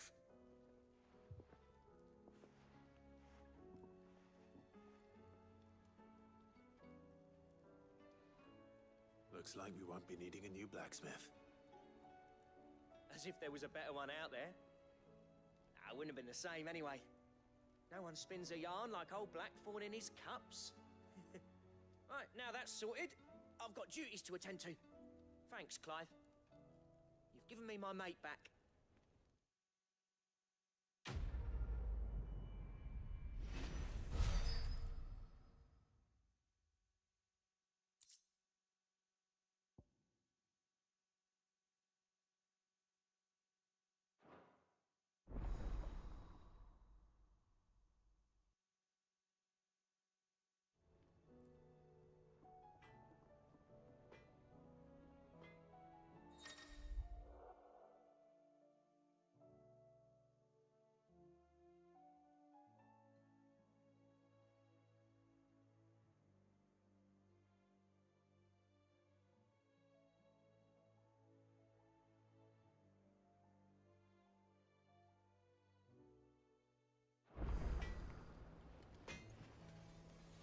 your gear, or... So, will it be?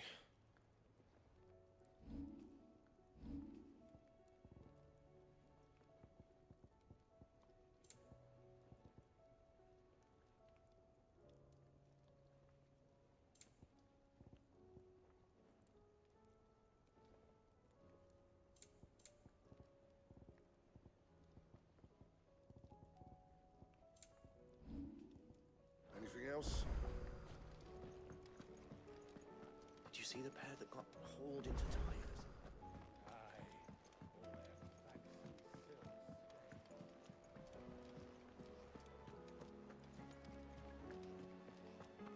Did you see that? Tell me you saw that.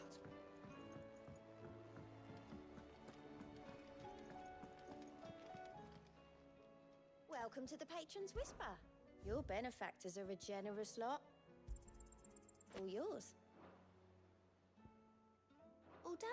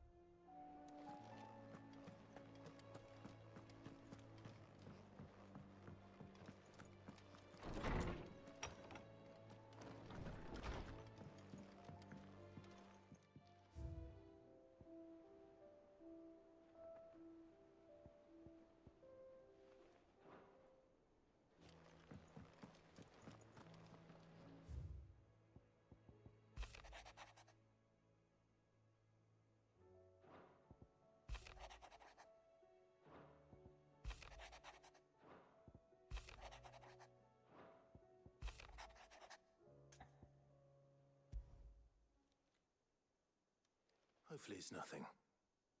But I should speak to Blackthorn just in case.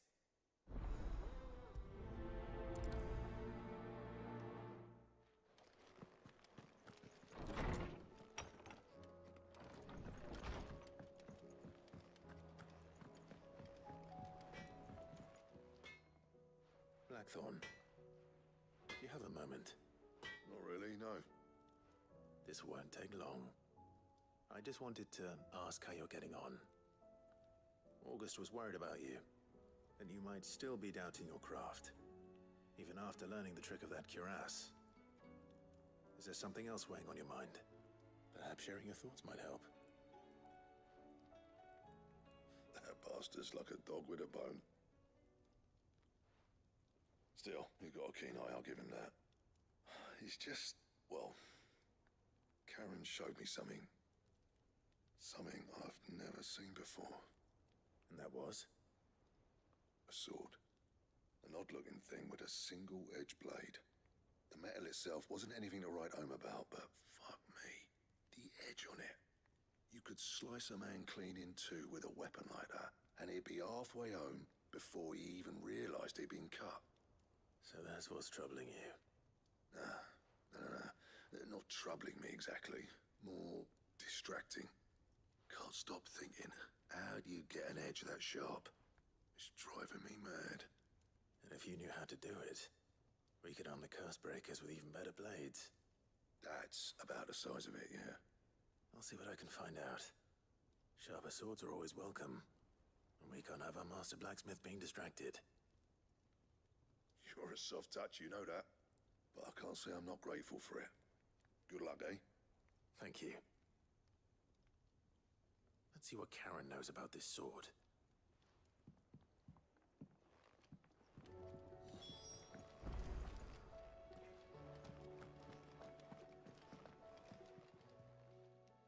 You're looking well, Karen.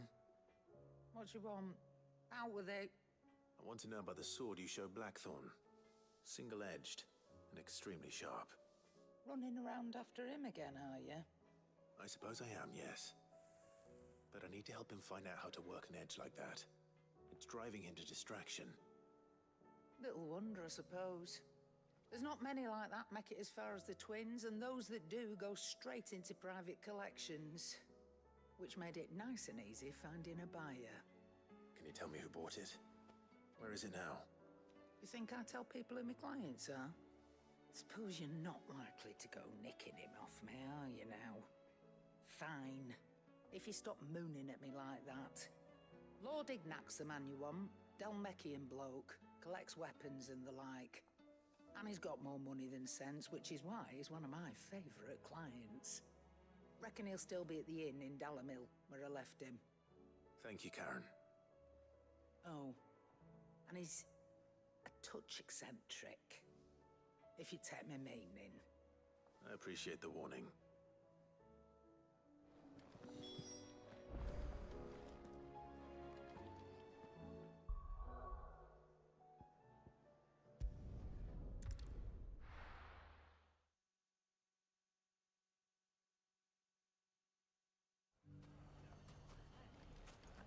People take notice of wealthy men. Shouldn't be too hard to track down Karen's collector.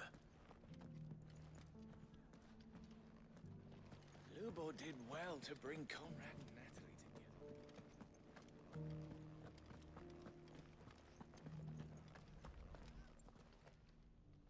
My reputation will be ruined! Ruined! Calm yourself, Lord Ignac, I beg of you, before you do yourself a mischief. Pardon the intrusion, but... Out! Get out! I paid for these rooms so I wouldn't be disturbed. Leave me be! Please, allow me to apologize. His lordship is going through a difficult time, and he's never been fond of guests arriving unannounced. Radim! Get rid of the filthy oaf this instant! Very good, Lord Ignac. Would you mind stepping outside for a moment?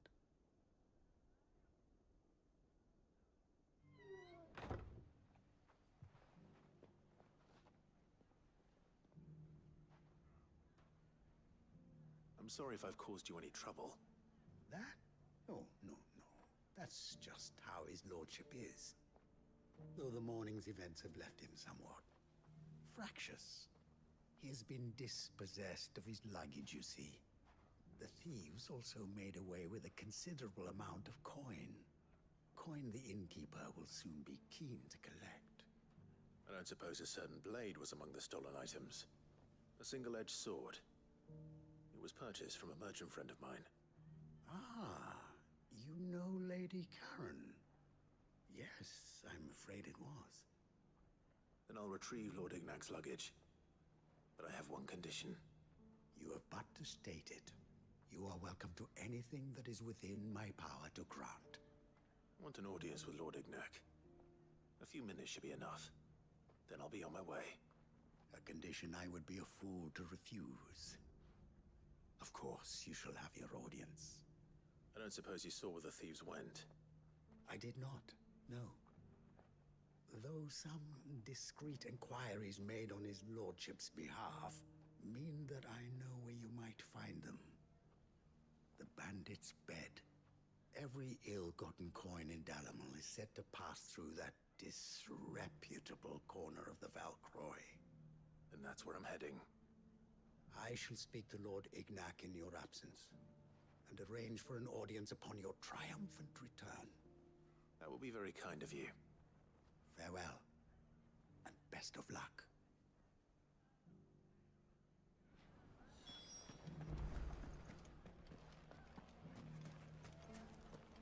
If all of us continue to work together in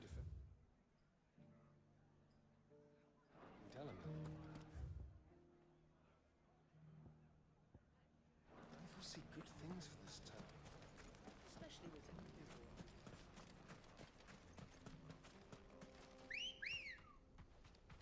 Let's go.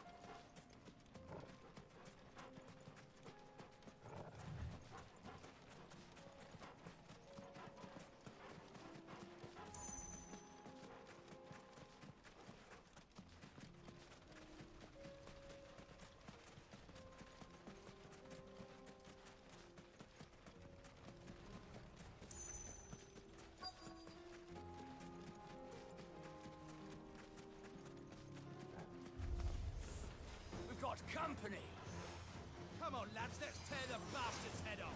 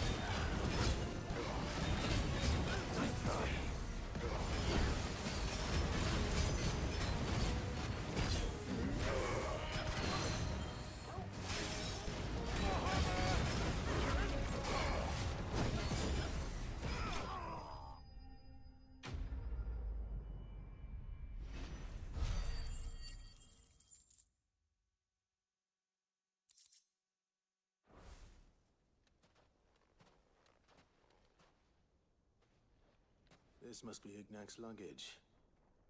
Nothing seems to be damaged. All right.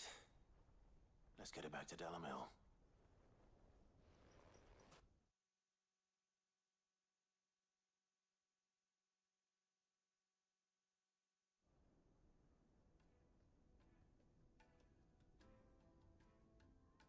I hear I have you to thank for the return of my effects.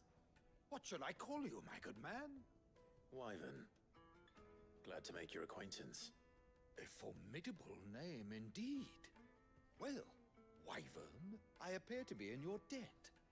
Redeem here tells me you wished for an audience. Is that all? A few moments of your time should suffice, yes.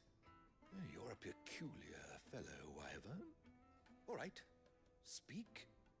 Master Wyvern was wondering if you could tell him about a certain single-edged sword you recently acquired.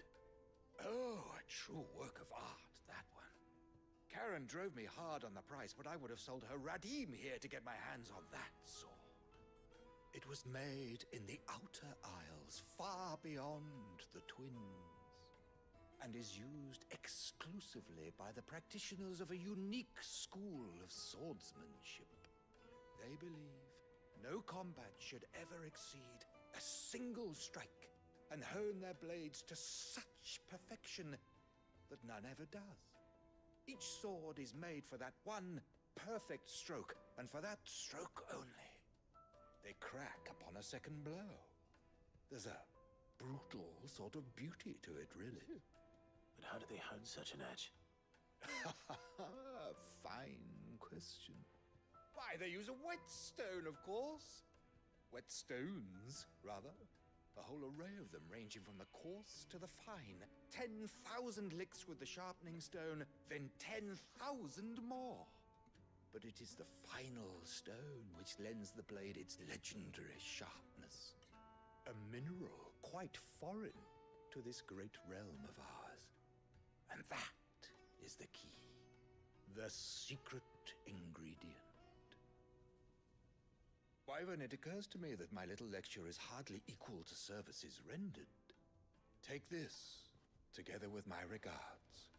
The very stone of which I spoke, far rarer among collectors than even the blade itself, and a far more fitting payment. Thank you. Pardon the intrusion, my lordship. However, it is long past time we prepared ourselves to depart. So it is. I am locked in bitter competition with a rival collector of curiosities. I am one step ahead of the unscrupulous scoundrel, but he is hard at my heels. And there are many other collectors out there. Too many to count, but only one do I consider my nemesis. Lord Byron Rosfield. And is a perennial thorn in my side. I can imagine. Farewell, Wyvern. May our paths cross again. Radim, we mustn't dawdle.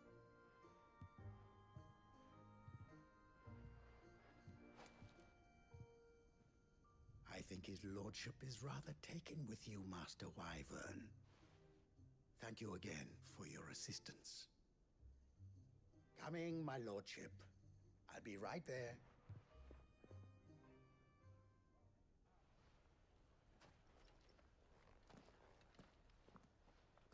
Trust Uncle Byron to find such an interesting rival. Now, let's see what Blackthorn makes of this whetstone, shall we?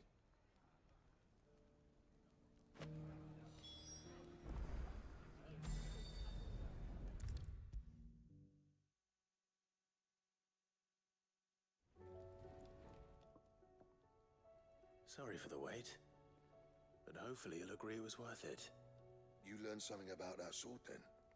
I did better than that.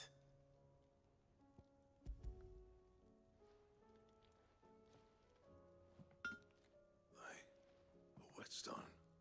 Yes. But not one you'll find anywhere in Valisthea.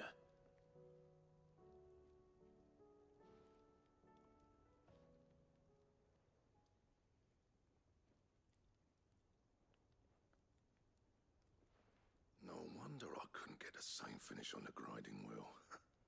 One hit and all done, eh? Might not be so bad if all you ever fought were duels. Good luck on the battlefield. Your second opponent would be your last, no matter how good you were. Even so, is there some way it could be used to give the Cursebreakers an edge? I think so, yeah. With this whetstone and the right kind of steel, I could probably even make a twin of the blade that rattled me. But there'd be no replacing this little rock once I worn it down to a sliver. I reckon we get a dozen swords from it, if that. Swords that the Cursebreakers wouldn't know how to wield properly, and that would see them through a single fire piece. Nah, no point trying to copy that thing. Be about as much use as a wax anvil. But finishing our blades with a whetstone this fine, now that's something to consider. And what's finer than fallen masonry, eh? Or more hard-wearing, for that matter. Just imagine it. Good Valisthean steel with an edge as sharp as any found in the Outer Isles. I won't make a copy, nah.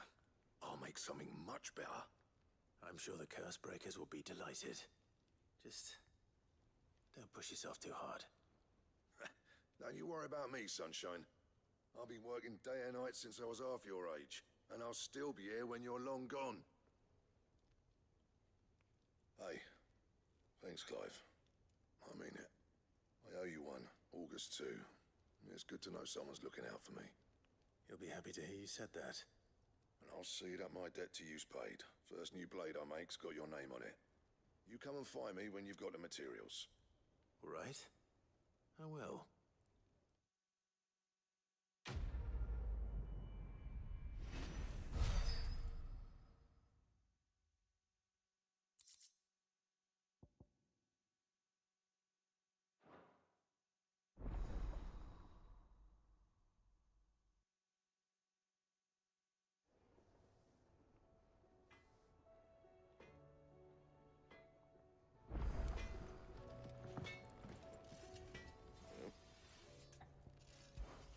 So, what'll it be?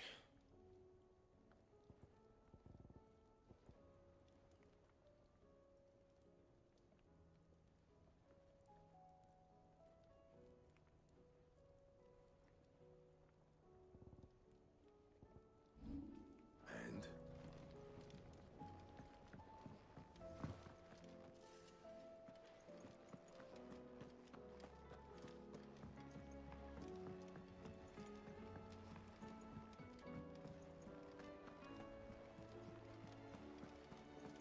Did you see that? Tell me you saw that.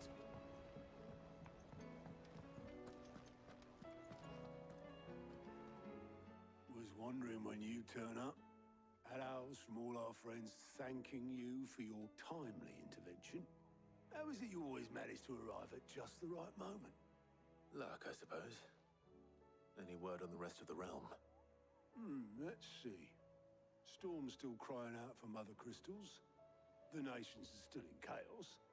And the skies are still the color of a kick in the kidneys 2 days on. So... Right.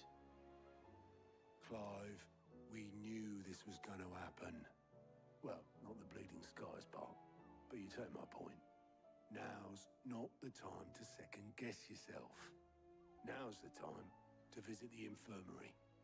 Taya says your brother's awake. Thank you, Otto.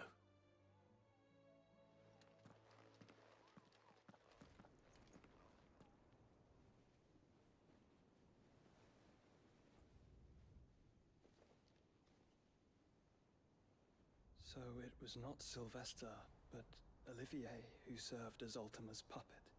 And when Dion learned of this, he sought to slay the fiend.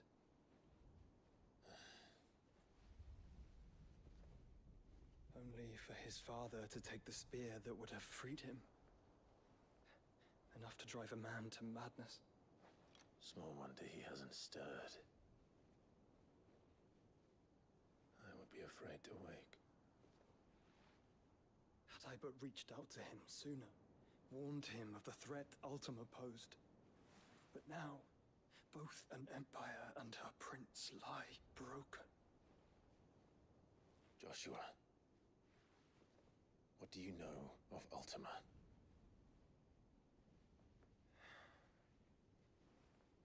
Very little, I'm afraid. Despite my best efforts.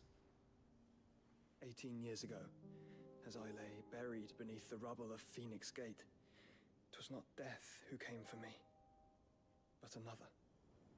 And it was while in my rescuer's care, I first heard of Ultima.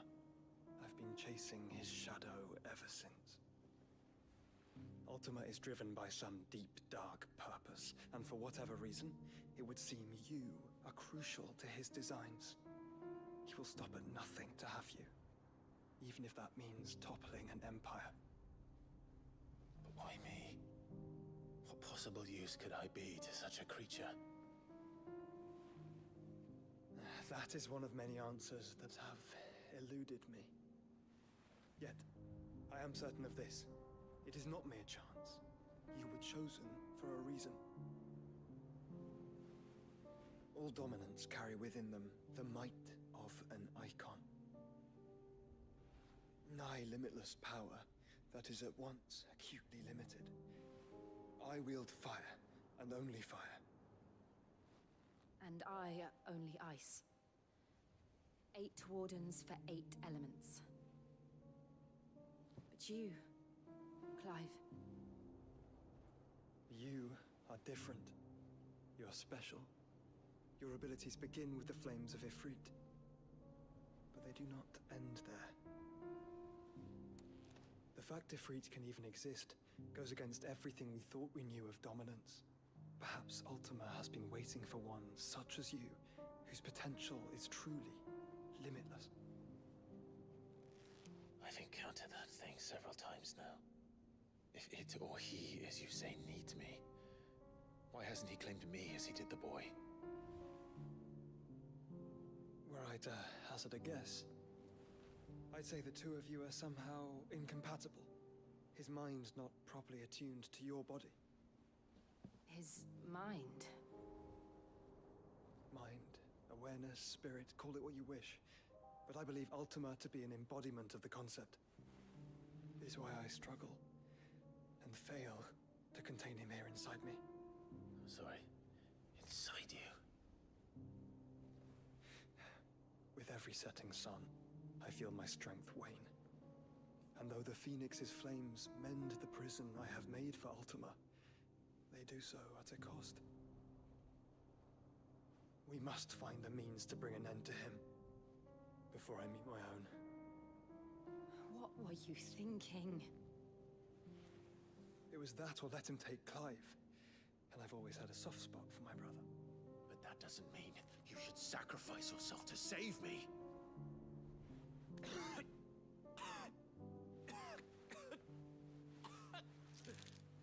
Joshua. Gav! There's an army of Akashic at the gates of Canver.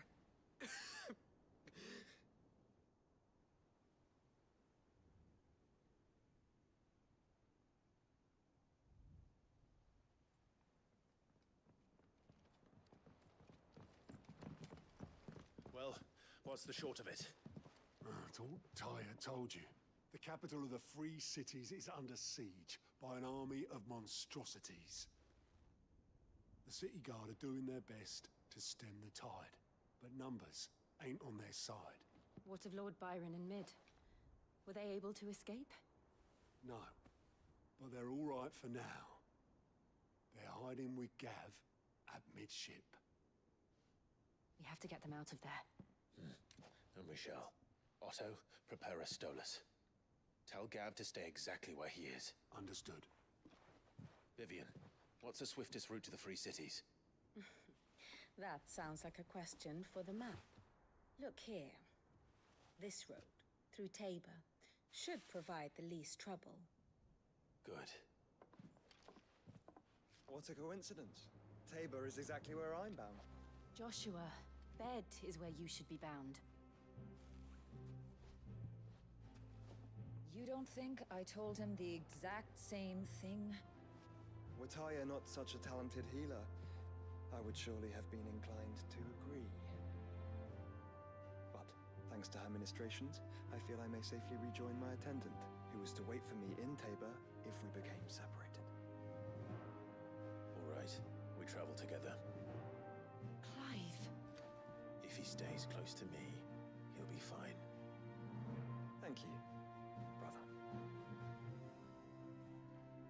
I'll look after him.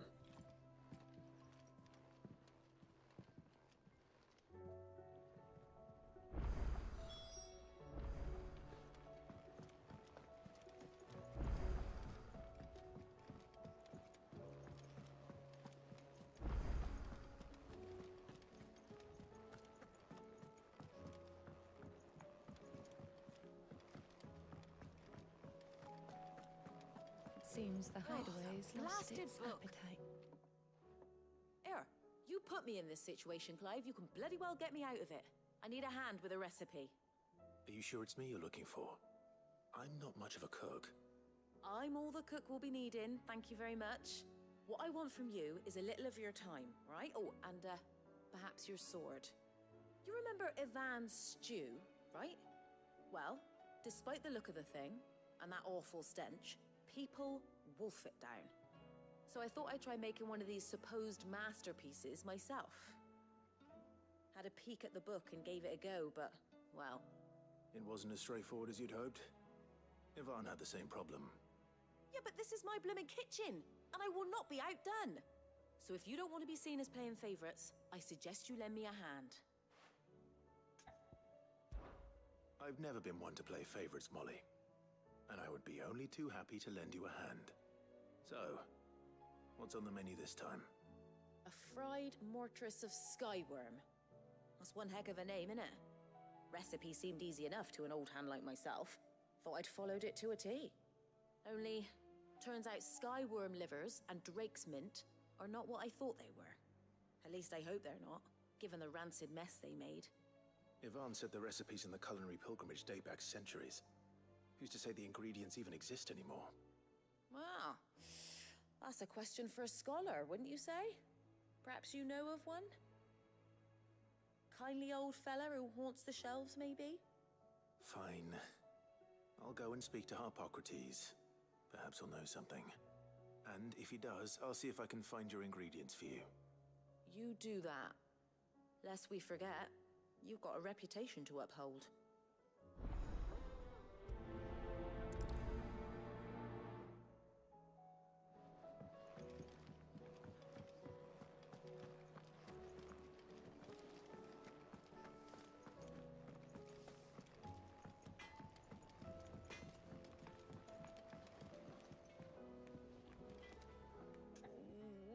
What am I gonna do? Is everything all right, Goots? You seem more discomposed than usual. Oh, I don't know what that means, but I'm in a bit of a muddle. Oh, I think Nan might be in trouble and she's... It's all right. You can tell me.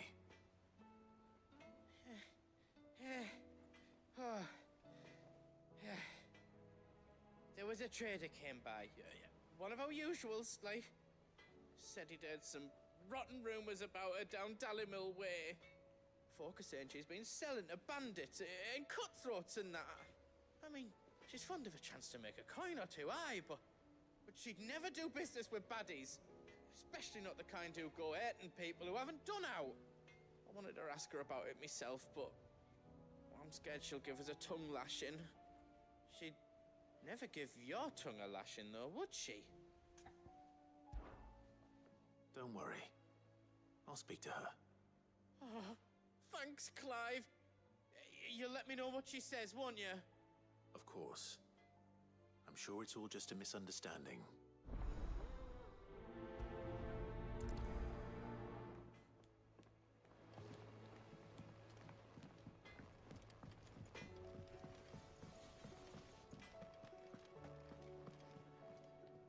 Lady Karen. How's business? Not nearly as foul as the weather. You're doing good trade then? Both in and out of the hideaway? Can't complain. Wait. What exactly are you getting at? Not once in 5 long years do you pay my affairs half a care. But here you are today, raking me over the coals like a bloody popoto. Just asking. Out of interest. All right. I'm here because I was told that certain rumors have been circulating. About you selling weapons to brigands. Oh, are you? And who was it who knows me so well as to tell tales of my evil exploits? I didn't exactly hear firsthand. All I know is that someone in Dallymil has been spreading word to that effect. And what? You believe it? You think I'm profiting off the blood of innocents, do you? Look, I've done things I'm not proud of. Might be there were a time when I turned a blind eye to the wretchedness of the world so I could line my pocket. But that woman is no more. And you'd know that if you'd ever paid the slightest bit of notice. You're right, Lady Karen. I apologize. It was wrong of me to doubt you. Aye, it was. Now, I reckon you've got better things to do than pointing your do-gooding finger at a poor old woman. Of course. Good day.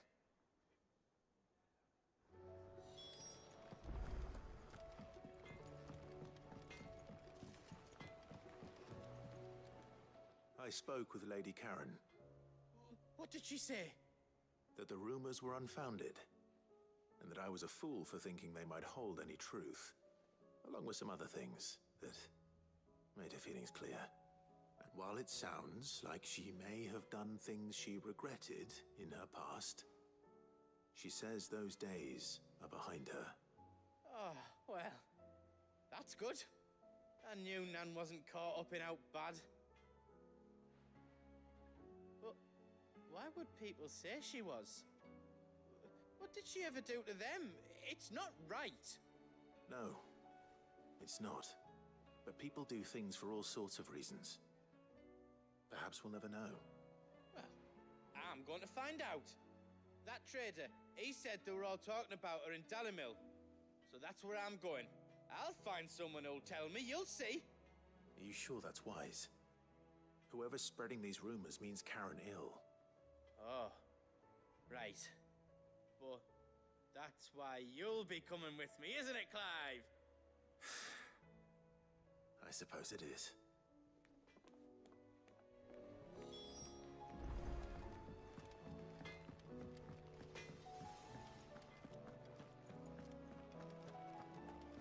It seems the hideaway has lost its appetite. There's a storm coming, Sid. Will there be... Sid, perhaps you can help me solve a mystery. I can certainly try. It's not who, but what. Mid-scales. I borrowed them to teach the little ones about. My first thought was that they'd taken them off somewhere to which almost Perhaps of... I don't... They were in the 8.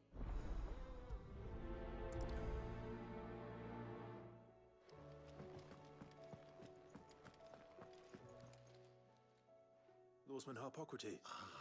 Valis, the young man, did a wonderful... That's actually why I'm here. So that... Now, Dragon livers. one would have thought the disciples of Bahamut would have a touch more reverence for their icon's brethren, but Aaron, I believe the specific dragon the recipe demands is the blueback wyvern, said to be... So we know it. Saint, I gather that one can locate the cheerful yellow flowers by their headies. I may add that people once believed... Meaning that if I find one... Best of luck, Clive, and...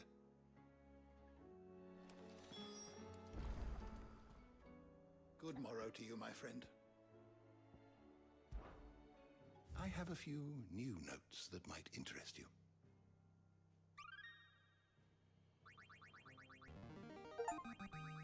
Now this, I believe you will find most interesting.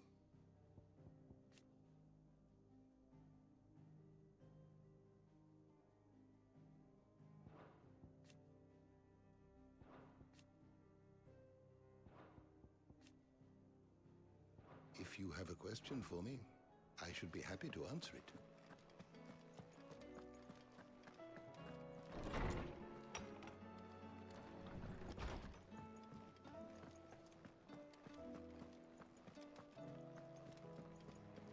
Did you see the pair that got hauled into tires?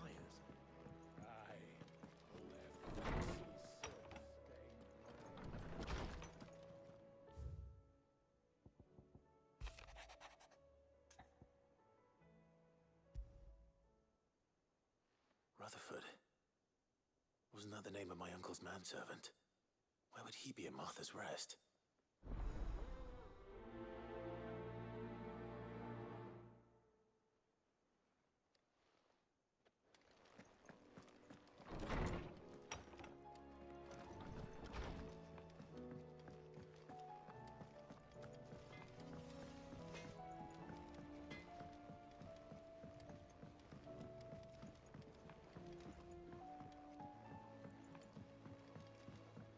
I heard the Emperor was impaled on his own son's spear.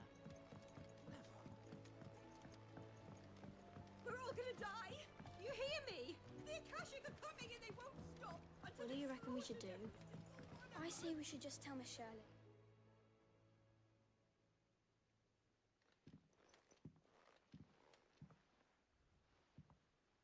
Sid! Hard at your studies, I see. And what is that? It's not a set... No. Well... And just how... Chris... But we didn't break... Just like... Miss Mid... That's... Miss... Well then... The take... Speak! You three... So let's have...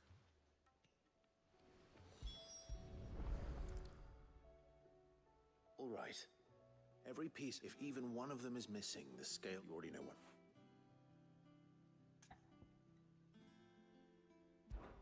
This is called the arm. Why do you suppose that is? It doesn't look much like an arm. You're right. It looks more like a wing. Like a chocobo wing! You've ridden a chocobo before, haven't you, Sid? I'll think about it. Hold things. So wait, maybe... Good thinking. You're...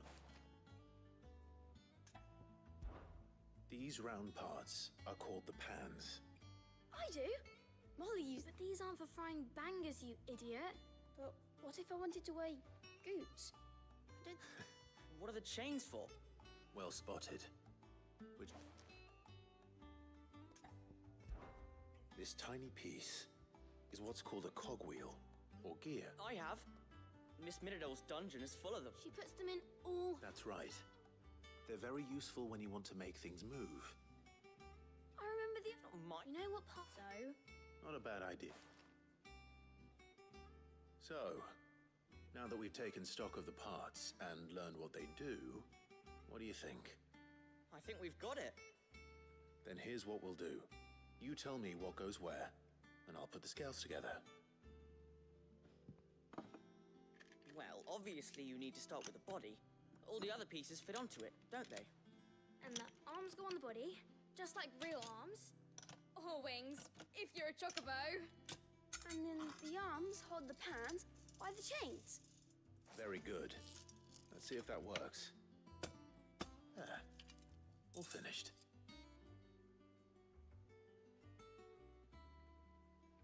Yes! We did it! Well, with Sid's help. Oh, I just put the pieces together. It was you three engineers who showed me how. That's right. We're Miss Mididol's hairs. Her hairs? Yeah, hairs for the future. She's showing us her secrets now. What do you think, Sid? With a little more help from Miss Mididol and Miss Shirley. You hear that? Until then, though.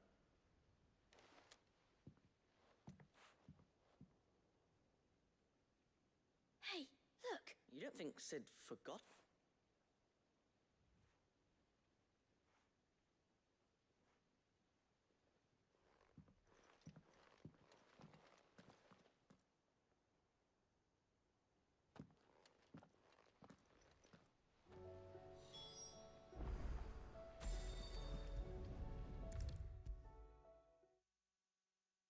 Is a storm coming, Sid? What? Well? It was as a dismantle. Oh. Thankfully, although I'm so... I shall see... pleased that she'd have them. I see. Sid, do you know why She told me it was because her studies have been interrupted by events in... No, to anyone else it would be an opportunity. But that should come as no surprise. Which explains her... She's working to give them a better life. You've...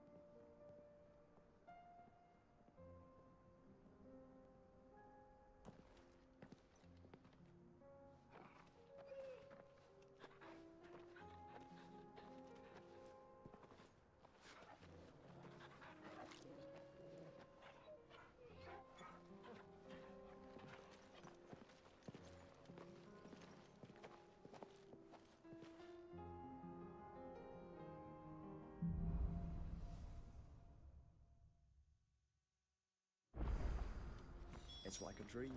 The four of us out walking like we used to. Enjoying this, are you? Gav and the others could be in danger as we speak. You're right. I'm sorry. Yote is a fine scout. If Canville was attacked, she will already have begun gathering information. Tabor isn't far. We should pick up the pace.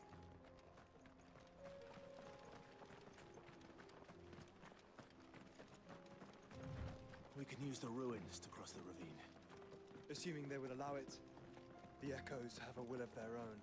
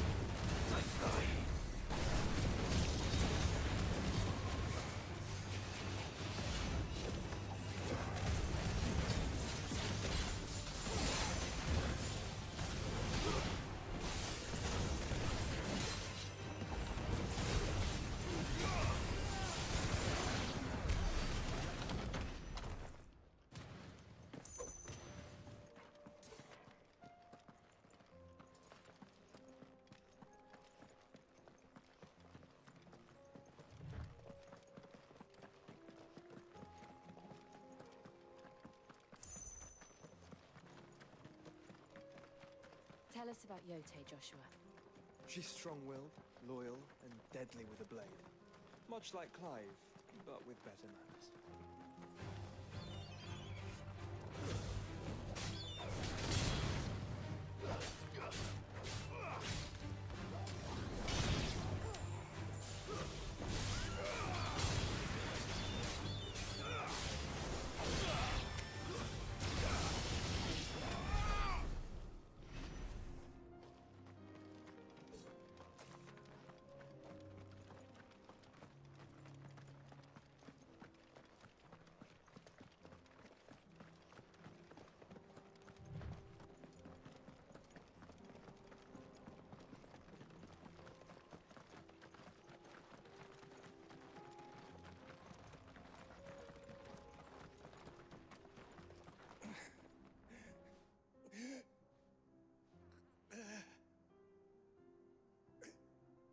You're injured.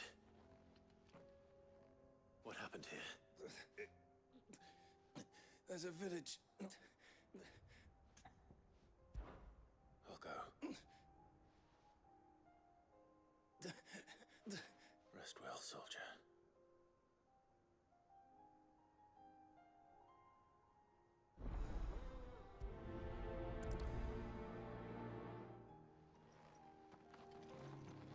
You said the encampment was close. Let's hope the Akashic are still there. Another ether flood. They're everywhere now. We can't go round it. Then we'll just have to be careful.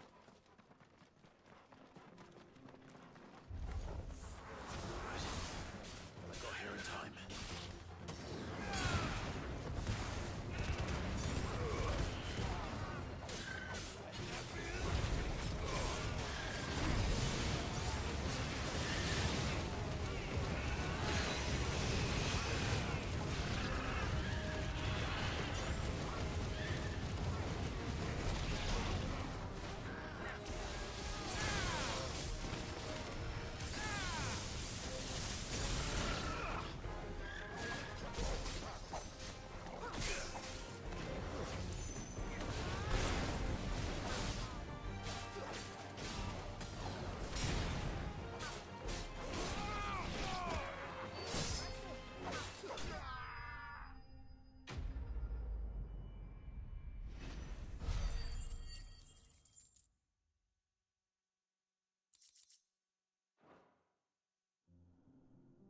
Someone there!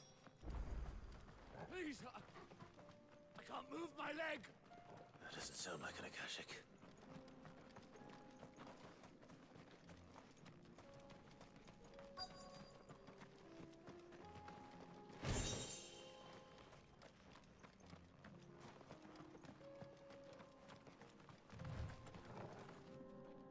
You're with the battalion? I am. I heard the fighting. Taken care of. Another is...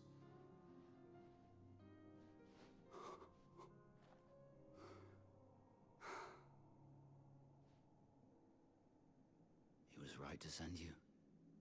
Tabor...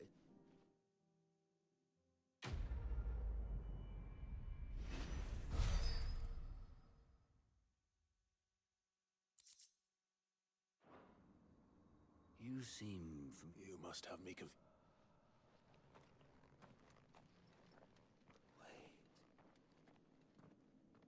That scar, son of a whore. I was there, in Cosnis, when you killed my brothers. I was there in Rosalith, when you killed my commander. My war with Hugo Kupka is over. I bear no ill will toward those who followed him. And what of my ill will? Coward! Draw your steel. Lord Kupka shall be avenged!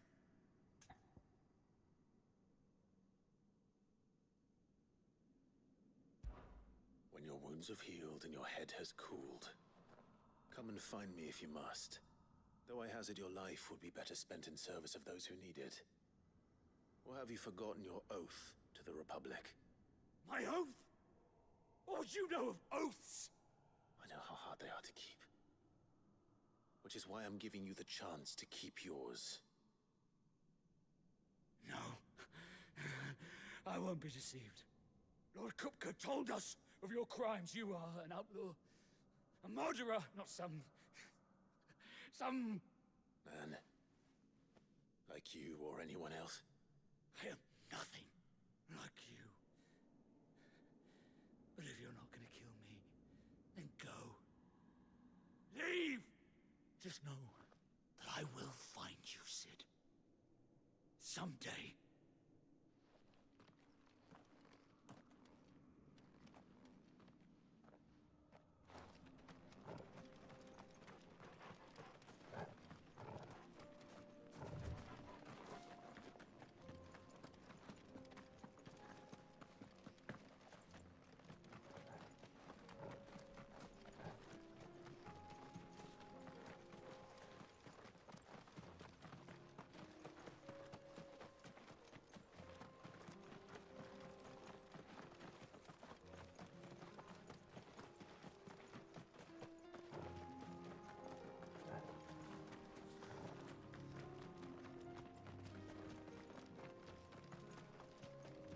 We're nearly there.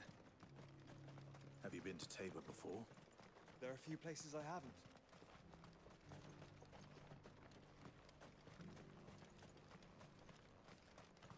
Where now, Joshua? There is a residence just inside the city gates. She awaits us within.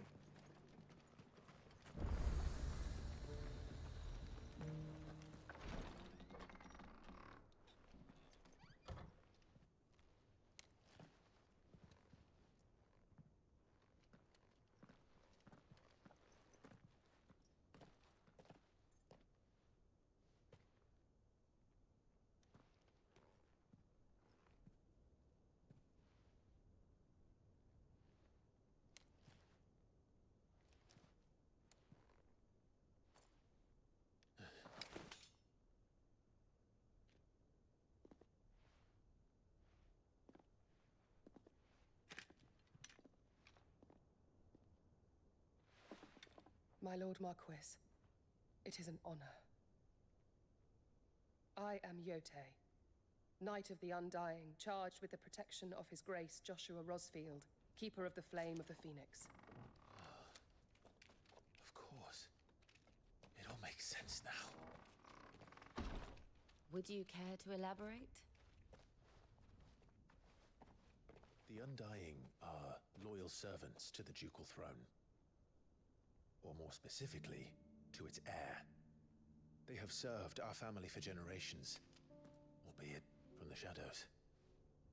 Since their inception, they have been tasked with the preservation and enactment of the rites of ancestral communion. After the events at Phoenix Gate, it was the Undying who delivered me to safety. And since the day I left Rosaria, Yotei has been my constant companion and protector. Without her sword, I would not have survived my journey across the realm. Rise, Lady Yotei.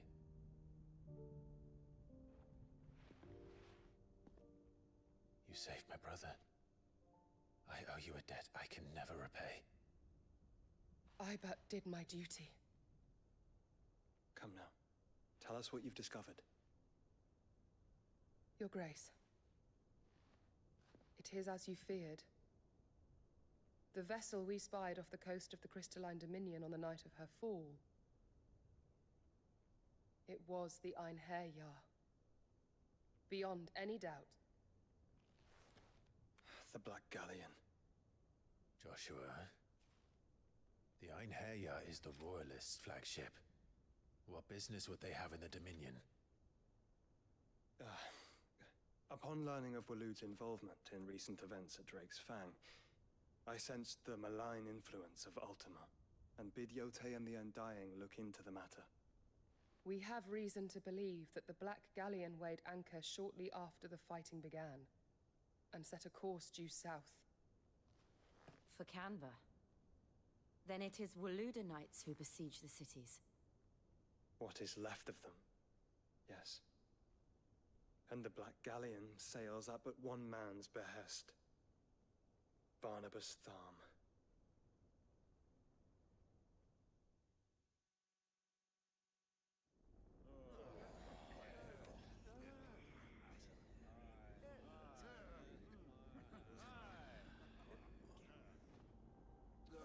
Are we truly safe here in the Agora? The city guard have been paid, if that's what you're implying. All the more reason for them to run.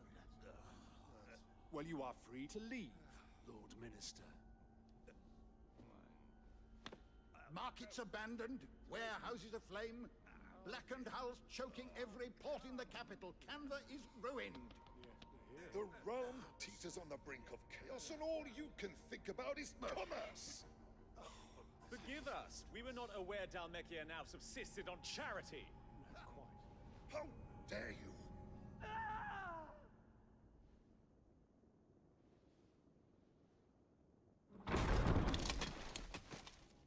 Distinguished members of the Council, you must forgive His Majesty this intrusion.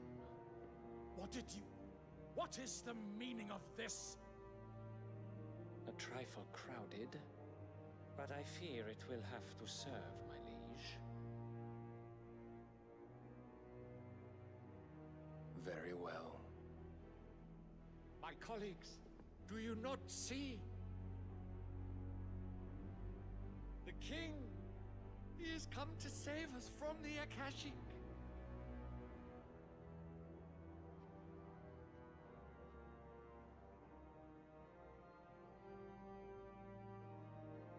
He is a gift from the heavens, divine intervention, our very salvation. And of course, if it is compensation he requires, we would be most willing to negotiate a fair price for services rendered. Fools! Your ignorance unbecomes you. Your Majesty, correct me if I'm wrong, but I would swear that the fiends washing the cobbles of Canva with the blood of her citizens wear the colors of Waloed. Ha! So you do not deny it. Guards, fetter them, and see our guests to the dungeons!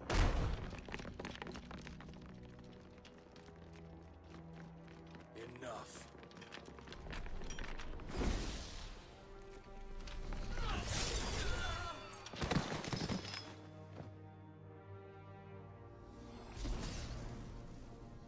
Pathetic creatures.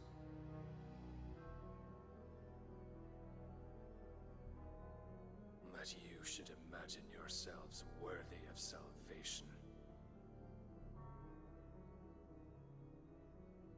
The girl is still here, somewhere in the city. Her consciousness fair dripping with her late father's hubris. A consciousness to which Mythos is inextricably bound and inexorably drawn. See that he is made welcome. Yes, Your Majesty. Come, Mythos.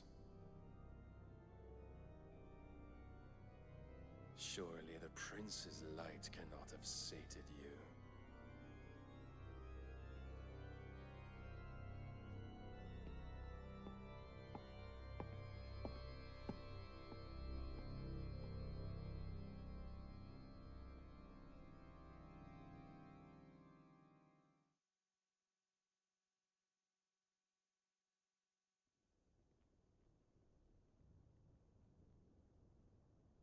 So then, how long has Waloed been under Ultima's control? How long indeed?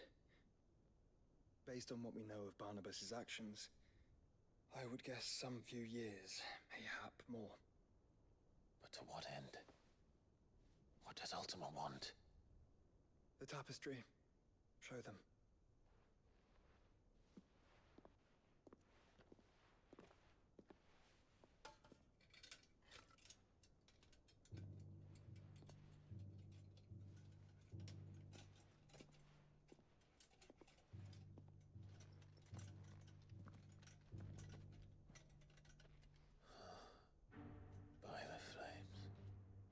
Phoenix Gate, Drake's Breath, and now here.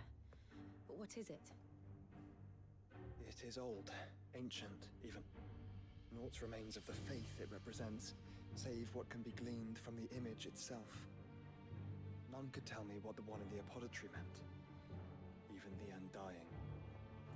But I believe it may be the key to discerning Ultima's purpose. That figure in the center, the one beneath whom the icons congregate, that I believe to be Ultima. He is a god, or at least godlike. His very existence beyond our ken. The icons, and by extension their dominants, are meant to be his subjects, and while some, like Barnabas, have accepted this role, others have rejected it. Like you, Clive, which is rather inconvenient, as it appears he needs you most of all. And gods don't like to be disobeyed. No, I don't suppose they do. Clive, may I tell Yotei of the lake? By all means. Yotei, I will be accompanying my brother to the Free Cities. Whilst we are afield, I would have you watch over those Clive has made his wards. Omielos delan tuisag ilith. Though well concealed, the hideaway lacks trained fighters to defend its occupants should they be discovered. But it is my duty to... As it has ever been my brother's duty, remember. If that is your wish, Your Grace. But please be safe. If aught were to befall you, You have my word.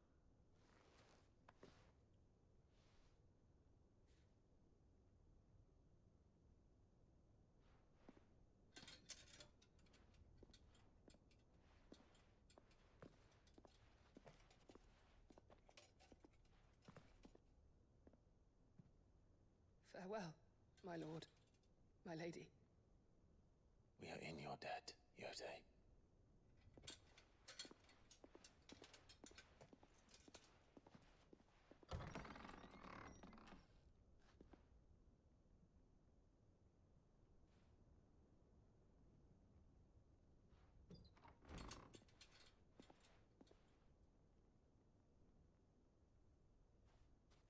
Let's find our friends.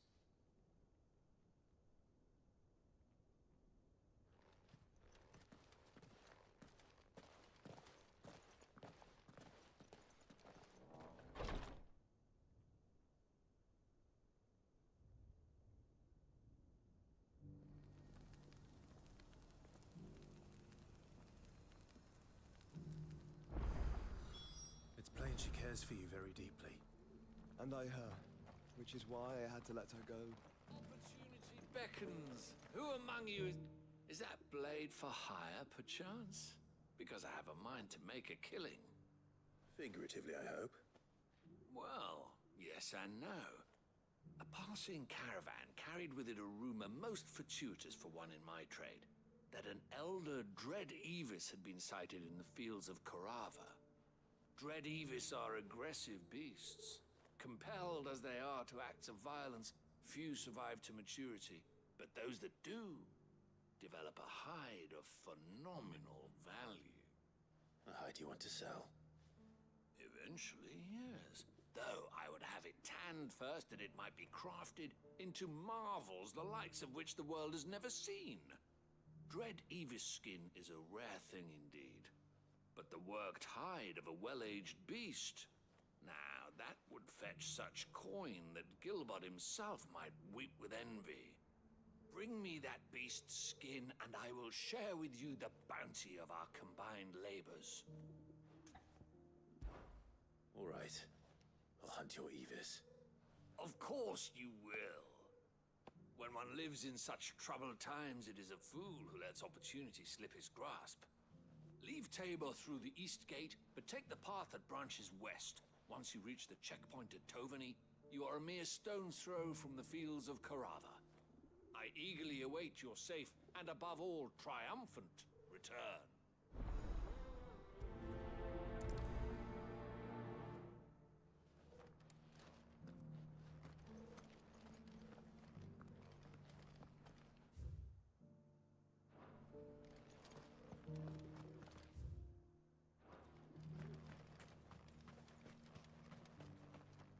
Welcome, welcome.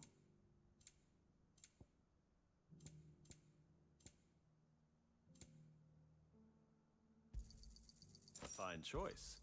Of course.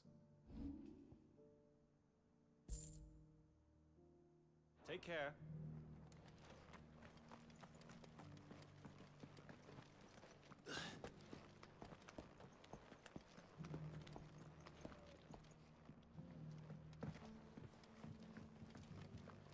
Decent quarry's been hard to find since the sky's turned.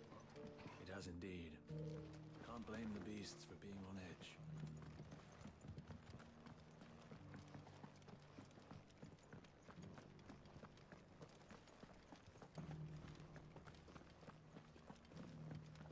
You! Finally. No one was paying me the slightest. Is something wrong? At the university, The university? a specialist in the art. Would you?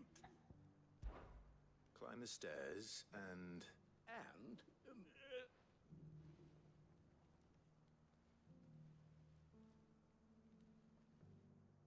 the three of them, to be precise. I mean, they... I can't...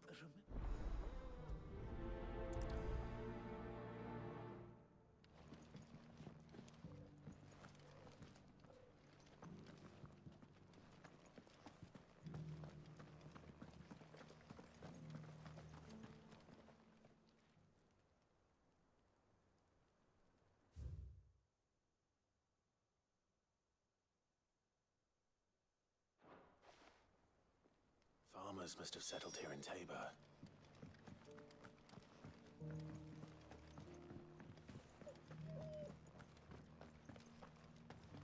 Thank you for the tea.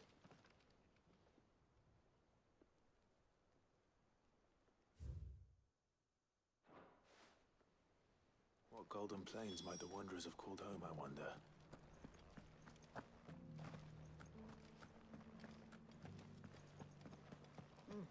Not a scratch on them.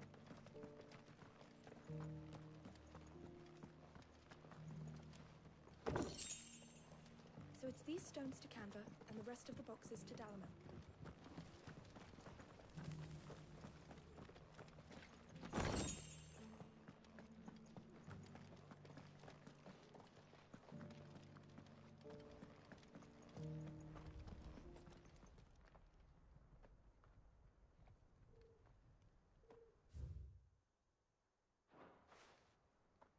No history would be complete without mention of the mother crystals.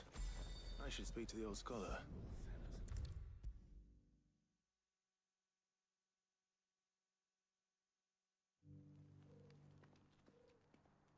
The engravings were in good... Oh, what the I... come, don't... let...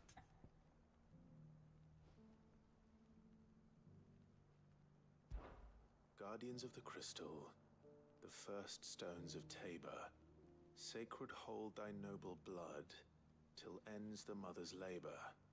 I'm pretty sure that was it. Fascinating. It would seem the founders of this city were descendants of those fallen charged with protecting the mother crystals. But whatever could have driven the Guardians so far from their sacred charges, I wonder?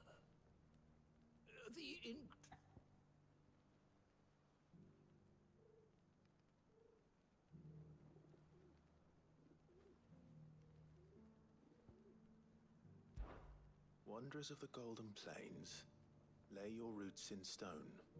With pride recall thy noble past, and make these rocks a home. Or, I think that was it, at least. No doubt you're right. There are vestiges of nomadic customs in Tabor its guardian roots could never account for.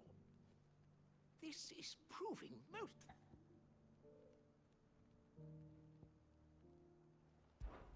Children of the hunters, now tillers of the land, reap her promised blessing and give praise her gracious hand.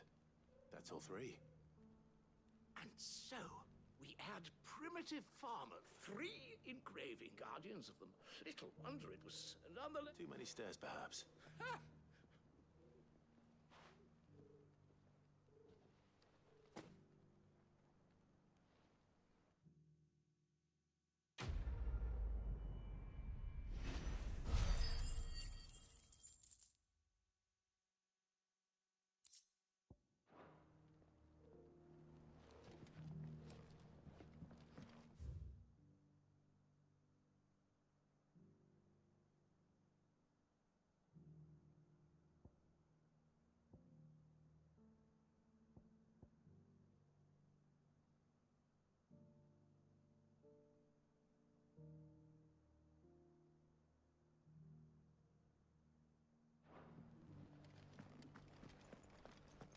those new boots treating you? They're fantastic.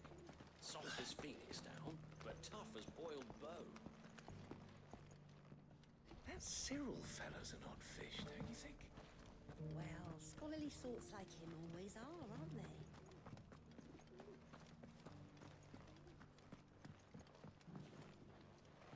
An ether flood, yes, and not a stone's throw away.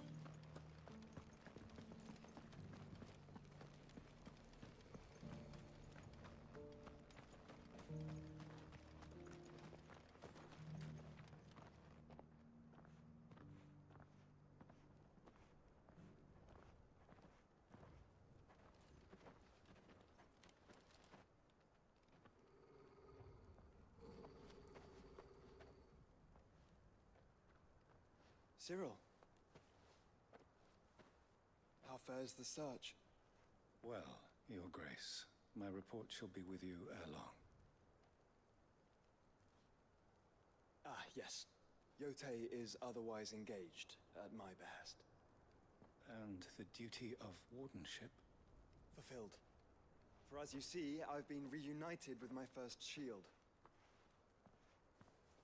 I am Cyril, Knight of the Undying and bearer of the Burning Quill, charged with chronicling the mortal deeds of His Grace, Joshua Rosfield, keeper of the Flame of the Phoenix and rightful Archduke of Rosaria.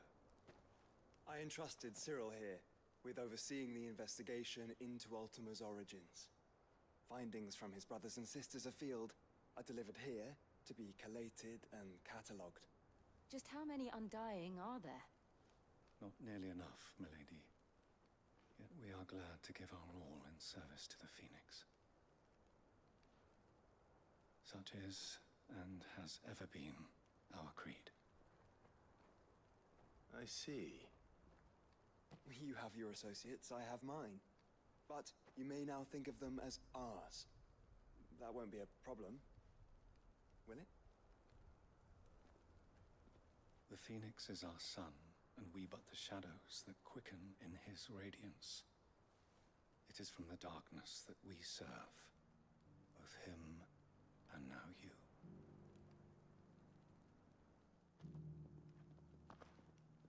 Pray accept this token.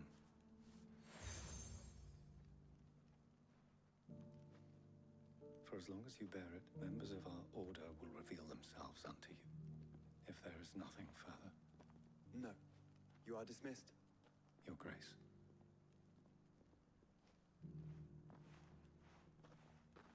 To Canva, then.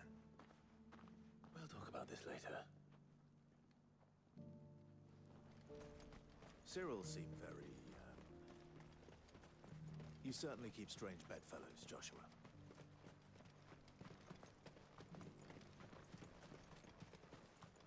The free cities under siege?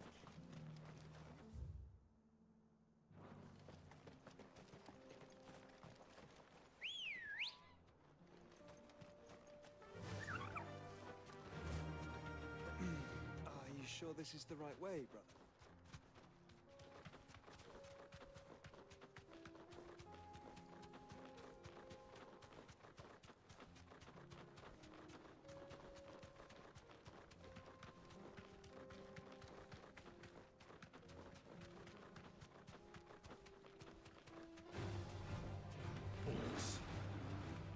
Then let us be rid of them.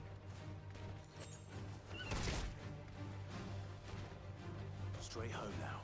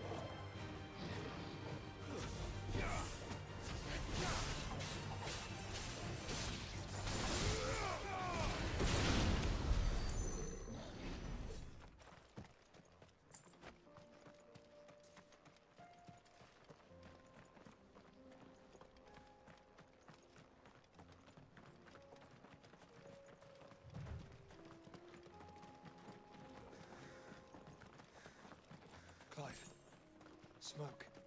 Is the city fallen?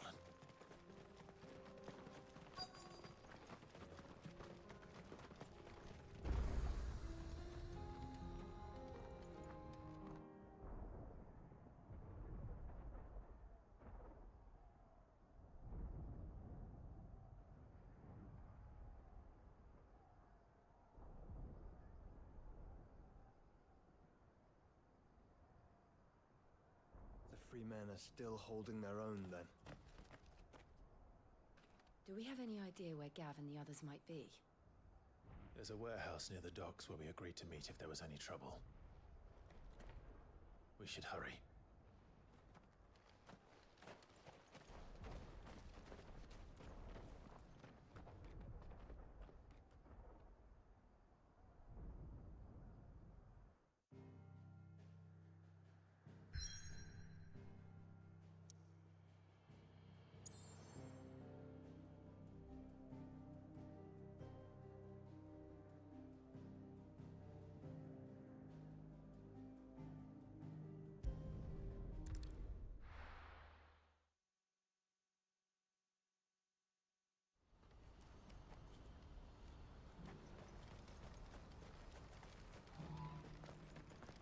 If we're going to do this, we'll need... Clive, your timing is impeccable. It just so happens that right at this very moment, we're in need of someone with your talents. And what talents would those be? Why, your fearlessness and your skill with a blade. I'm listening. Well, as I'm sure you're aware, when these dark skies swept over the Republic, so too did a wave of chaos. Randalar has been none remain but the... And you've been... Precise. So what... And we believe the place... And... How could I refuse? Excellent. Thea. Sounds like... I will. So I try to... You will find a village in check, Right. I'm sure.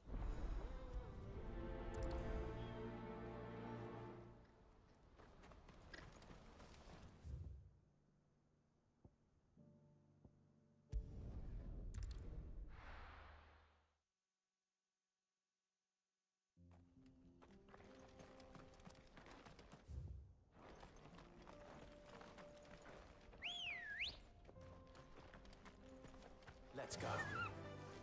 Faster!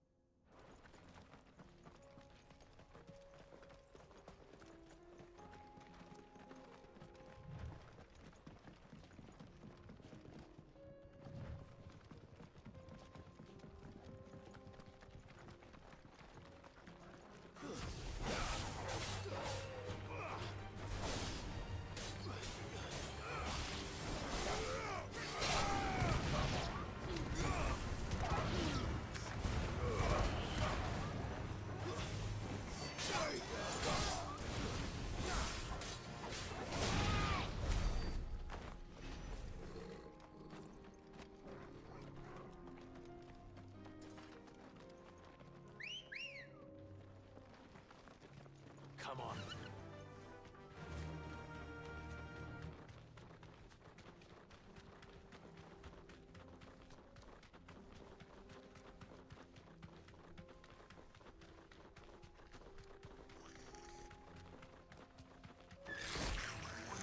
Safe.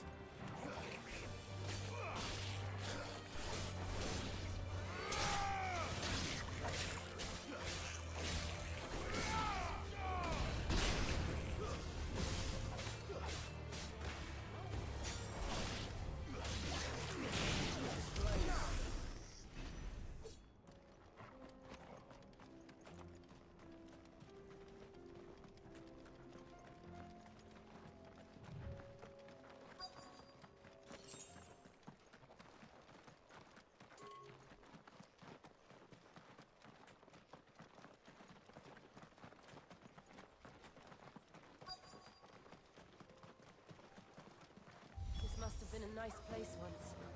And it will be again.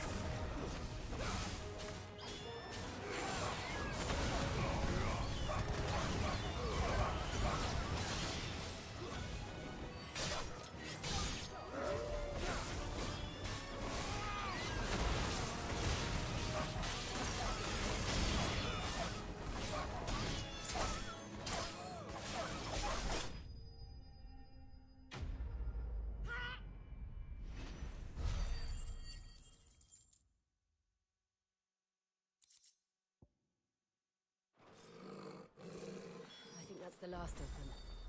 I think you're right. Let's head back to Boklat.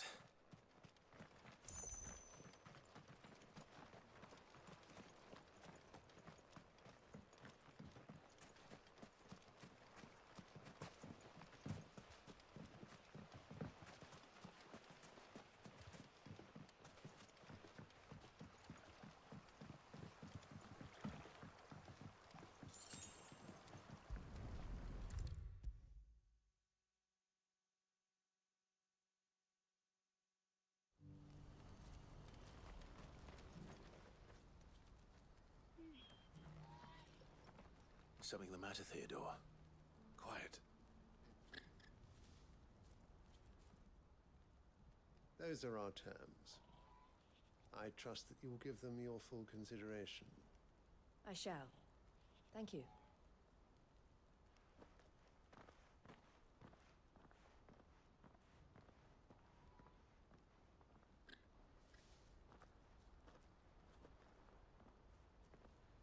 Him again. Someone you know?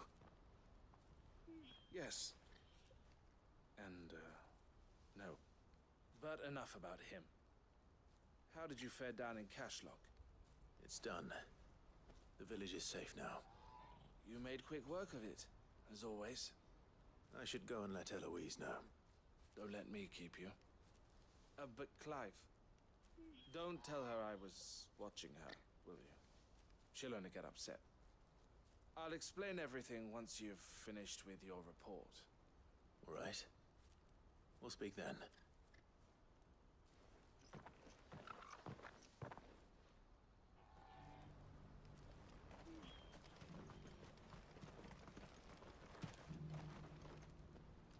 Eloise, I just got back. Thank you, Cloud. Here. Well then, now that I suppose we'd better... We are. A trusted colleague has been dealing with the Fist on our behalf. I suppose it's to be but we shall emerge Well... I'm not...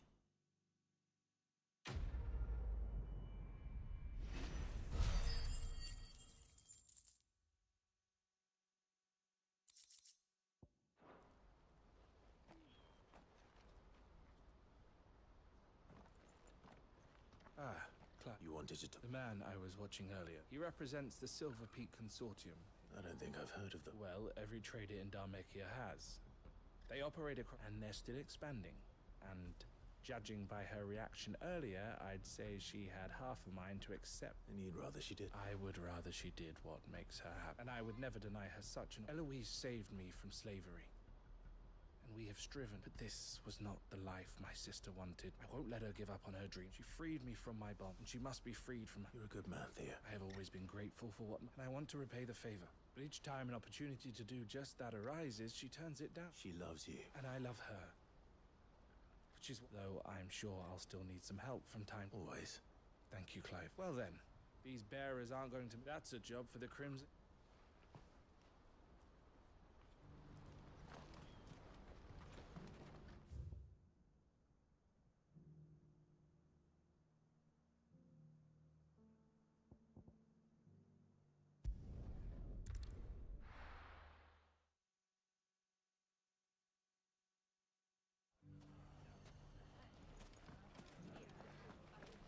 The bandits may be no more, but look what they've left us with. We have a hard time putting this place. It shouldn't be too hard to find goods. Are the bad men going to come back? The gentlemen of the town guard are a strapping bunch. Perhaps. Could be I know something more. Clive, listen! I've found someone who says he's heard the rumors about Nan. Have you? Go on. Tell him what you told me. All right. It's like I said. A wizened old crone by the name of Karen's been selling steel to whoever... Says the more swords and spears she puts in people's hands, and the more war. And why the good And you've seen this reap... Aye, you'll find her right here, plying her trade most... Here in Delamil. Where exactly? She has a stall here in the market. But if you're not the patient... But it'd be a bolder man than me, the feeling bold. Now, if that's all... Sorry to have... You don't think Nan's the Reaper, do you? Not unless she's discovered the secret of how to be into... Eh? Lady Karen hasn't left the hideaway in weeks. Good. And I'll visit this storehouse. All right. You too, Goots.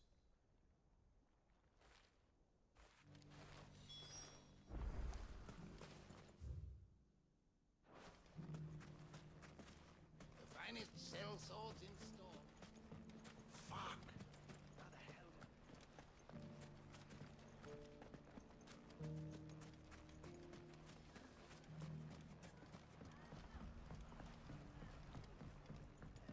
What a mess.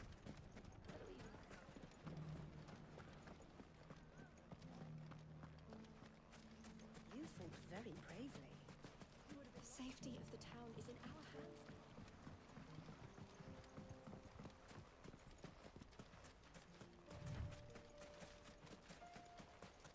Time to brave the Viper's Nest.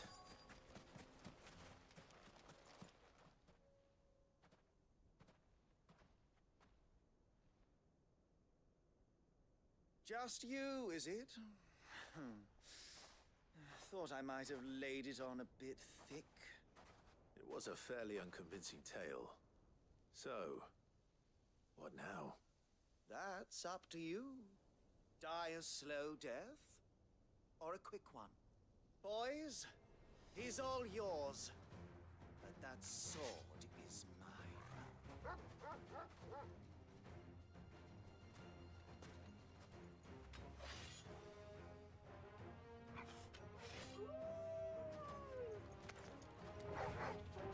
Leave now, and we can pretend this didn't happen.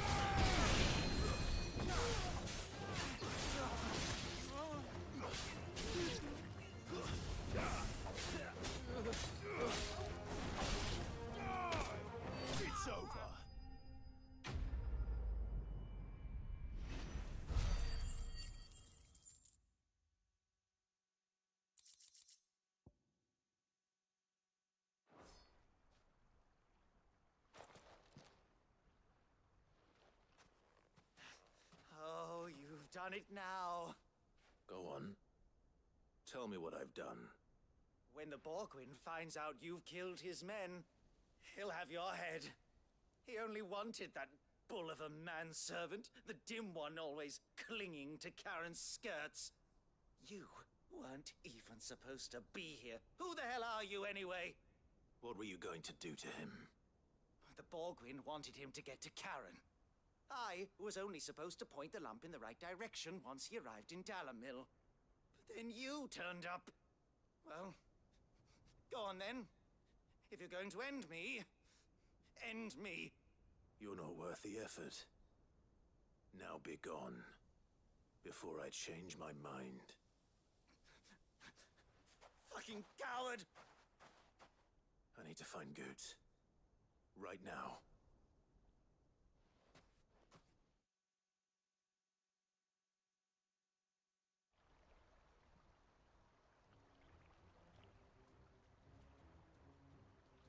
Get your filthy paws off me, you naughty painted lout!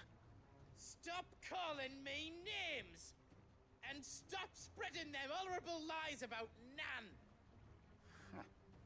Well, that will be easy enough. For they are not lies. Every last word is true. And she must pay for her crimes in blood. Blood? Goot, are you all right?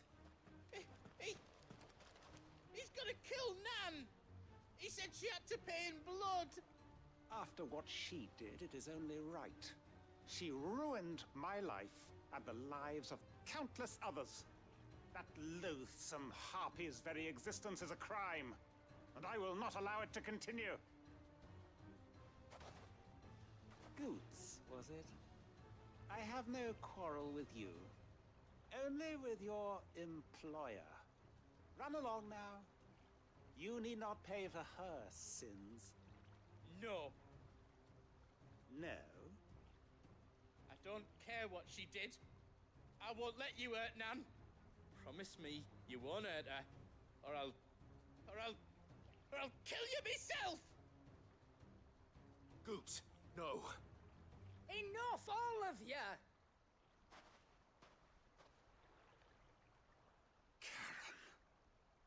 But how did you? You're a sight less clever than you think you are, the pair of you. Did you think I wouldn't notice the two of you slinking off together? Well, the whole thing got me thinking, who in Dalamil might bear me a grudge? And a certain snivelling shit I ran afoul of in my fairy years came to mind. Though it was just Bogan back then, wasn't it? I thought the years might have taught you some sense, but I see you're the same pants-pissing craven you've always been. What was it we called you? Wet legs? You bitch! Everything that happened, it was all your fault! And now you'll finally pay for what you did to me!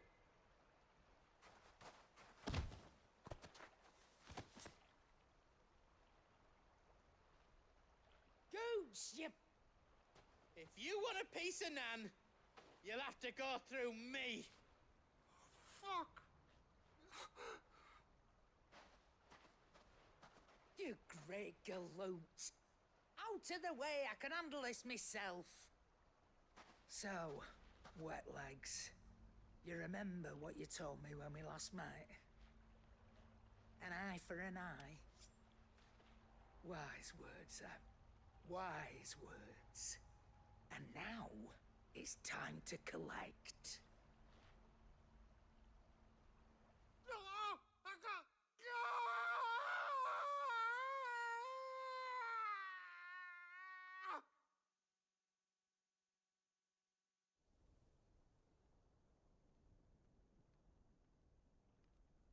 Sorry to keep you waiting. Is he... Dead? No. But I reckon he wishes he was. It isn't easy going through life one eye short of a pair. After all, I should know. You don't mean... Oh, don't tell me you didn't notice. Lost it to old Wet Legs back when we were working the same routes. Said I'd stolen from his strongbox. I'd done nothing of the sort, mind. But that didn't stop him taking his little revenge. So I took some of my own. Sorry, lost everything. His coin, his clients. Always knew he'd be back one day to claim his due. But he crossed a line dragging poor Goots into this. He didn't hurt you, did he? No, Nan. Still got all my arms, see? Legs too. But what if he comes back again? What if he does? First we take the other eye, then we work our way down. He'll learn his lesson soon enough. But something tells me the Wet Legs has learned it already. Right. Let's get you back to the hideaway. You've attracted quite enough attention already. Ta-ra, Clive. Remind me never to cross you, Karen.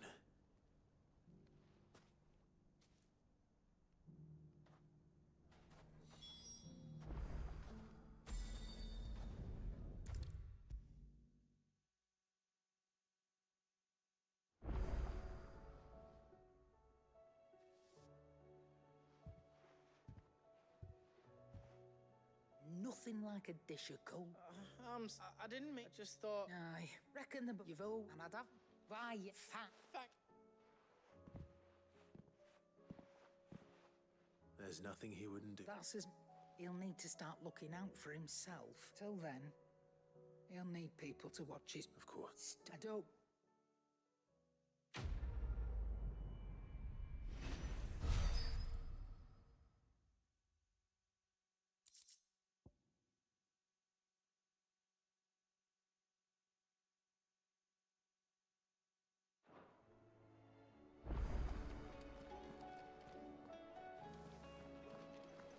Did you see the pair that got hauled into tires?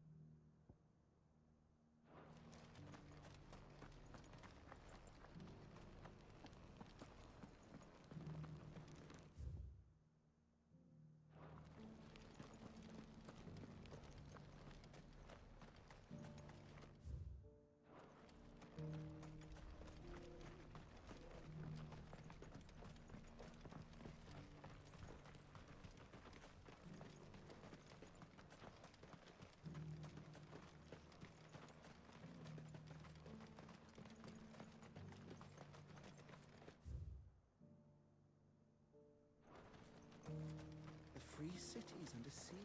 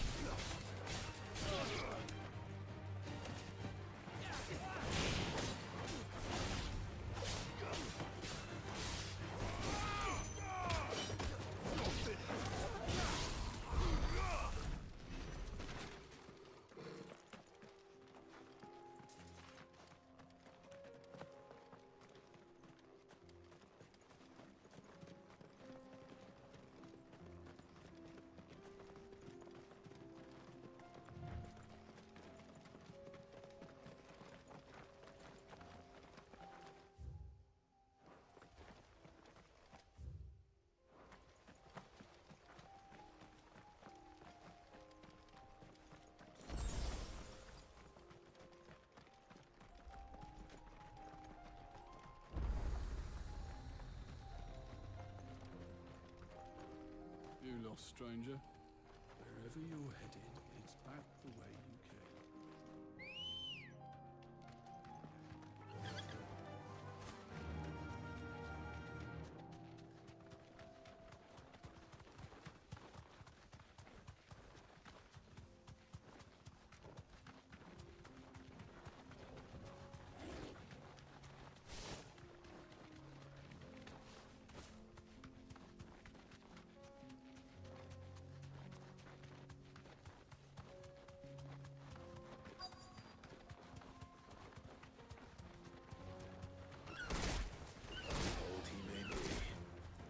Looks like there's still plenty of fight in him yet.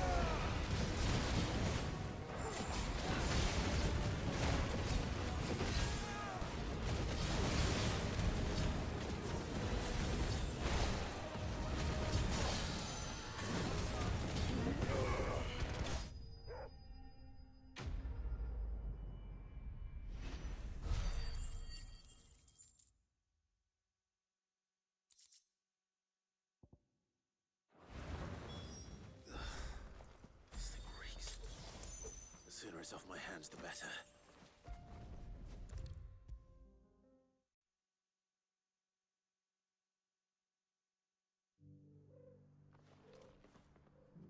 Here's your hide.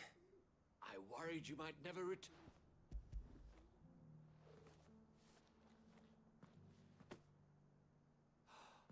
Clearly. Join me. I don't. Very well. Do not.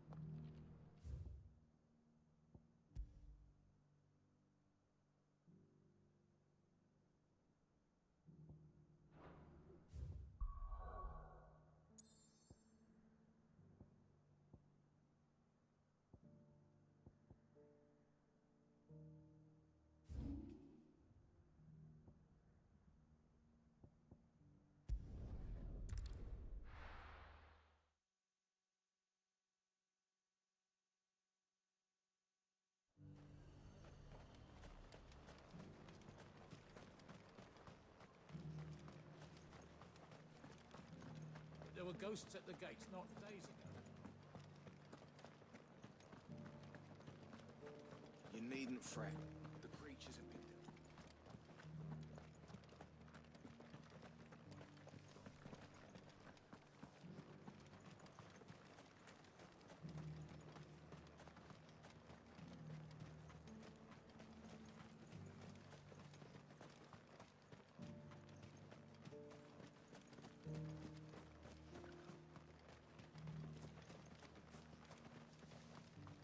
To the meadows, then.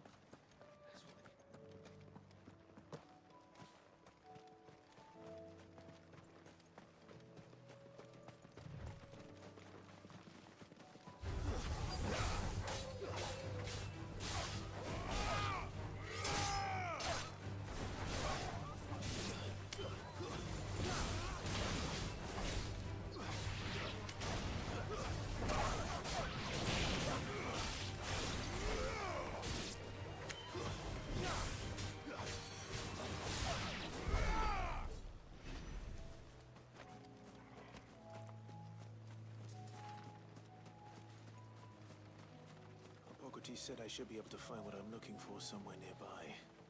Bright blue dragons and bright yellow flowers. Shouldn't be easy enough to spot. This must be our wyvern. Right. Let's get this over with.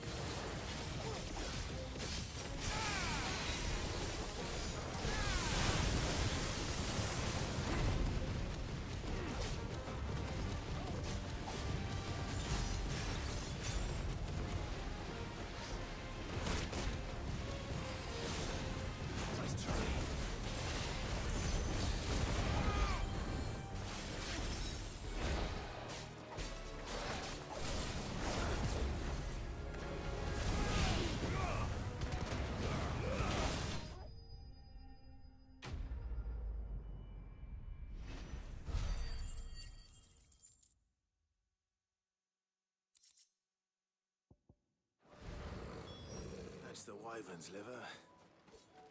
Now I just need to find the herbs.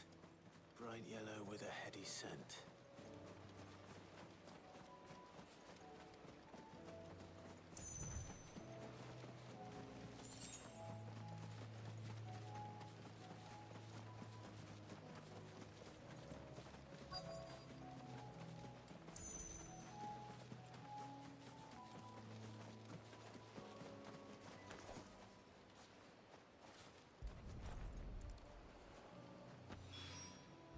I think that's everything Molly needs to resurrect her recipe.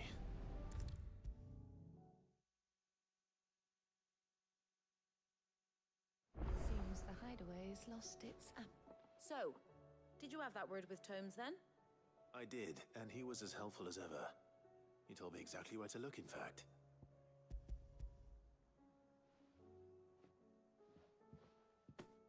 And what precisely will I be cooking up? Or is it better not to know? Blueback wyvern liver. And, a herb known as Saint's Bonnet. Ah, wyvern livers, was it? Well, at least it weren't actual worms, I suppose. Now then, you stay right where you are. I've got some cooking to do. Let's hope these grand old chefs of yore knew what they were on about.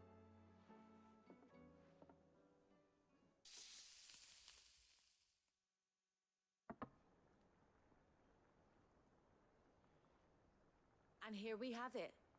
Fried mortress of skyworm. Ivan's offered to make sure it's fit for consumption. Well, I say offered. He as good as begged. And rightly so. Is there any higher honor than partaking in a slice of culinary history?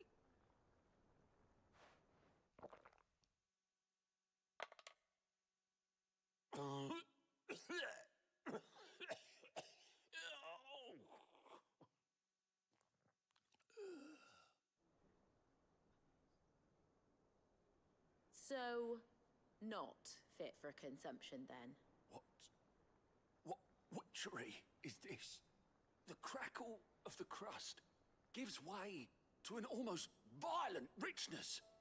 Yet, it is the piquant kiss of the saint's bonnet that tames this savage dish. It is a tour de force. A force of nature, even. A maelstrom of flavor and sensation. A graceful beast emerging from centuries of slumber.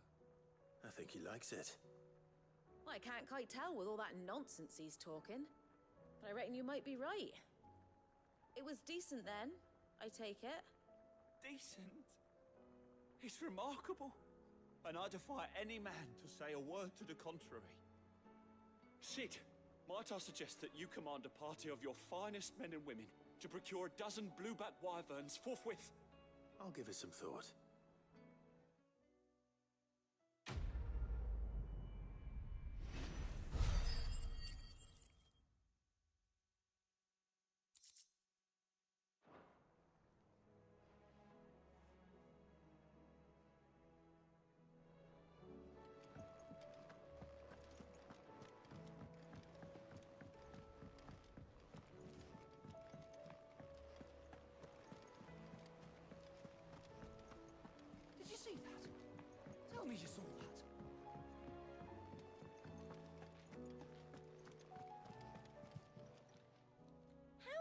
help you today, Clive? Your benefactors are a generous lot.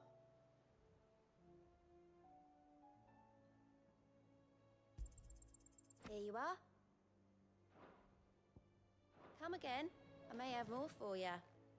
Fancy a look at the list, do you? Anything catch your eye?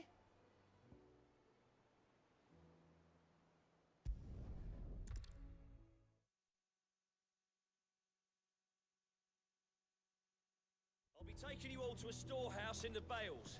Leave anything you don't need.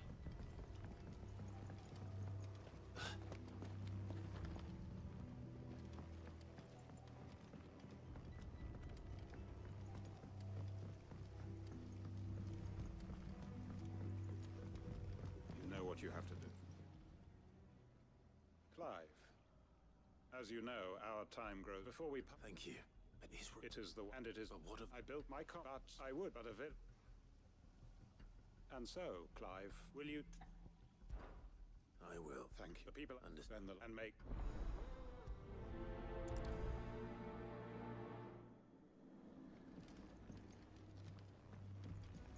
Come then, brother. We are awaited in Gotan's Bales. You haven't much, but you're free to look.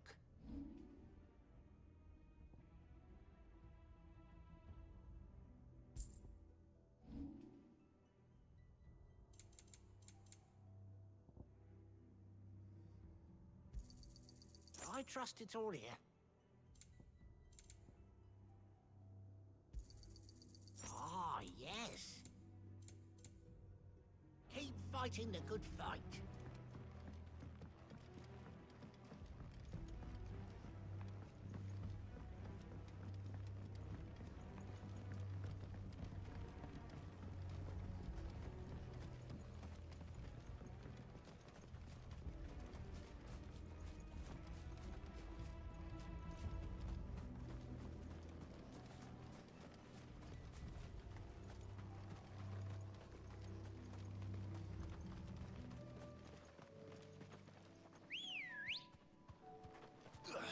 Come on.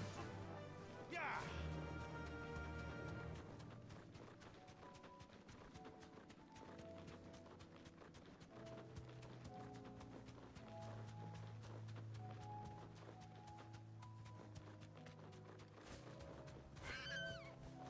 No need to ride from here.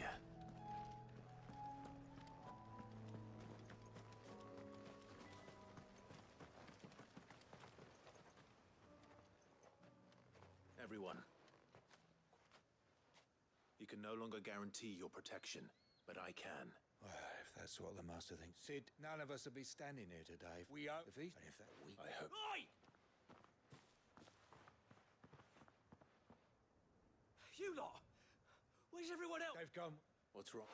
I've just come from the Justice's Manor. We have to get Quinton to call off here. It ain't just a black shield protecting the place. He's got a guard dog and all. A fucking monster. They're all gonna... Sid! We can't... All right. Where is this manor? Promise.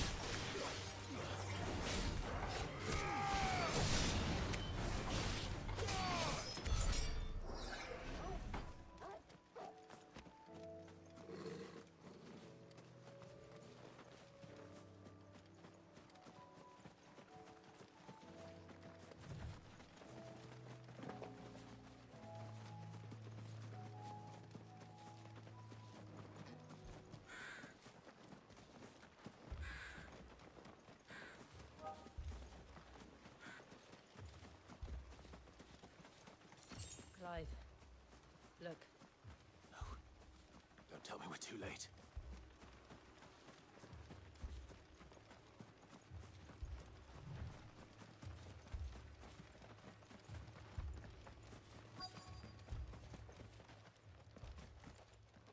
Quentin, are you all right?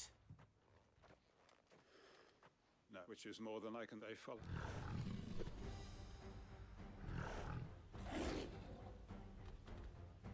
This must be the Quentin. I'll hold. But your comrades didn't die for nothing. I will. Come on then. That is no mere guard dog. No. It's a rabid beast that needs to be run down.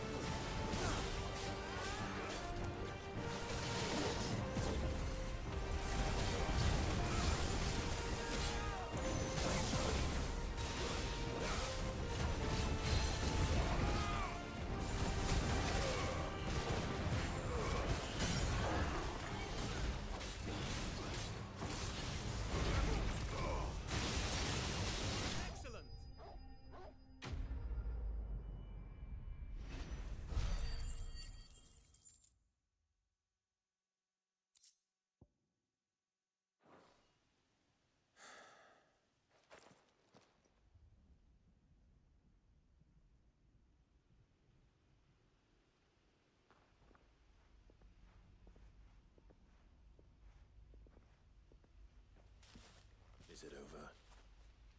It is. He wept and begged for mercy. And I cut him from ear to ear. Just as I dreamed of doing all these years. All it was at my...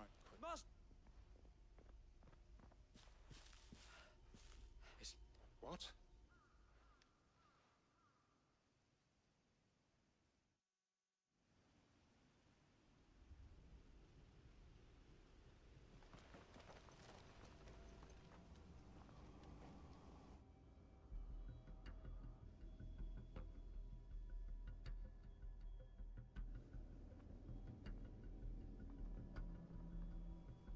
Lost wing.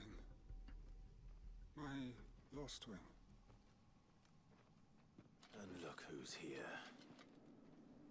They must have stolen in after we left, just before the flood struck.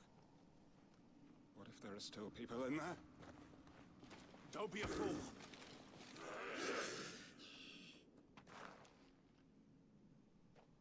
Damn it.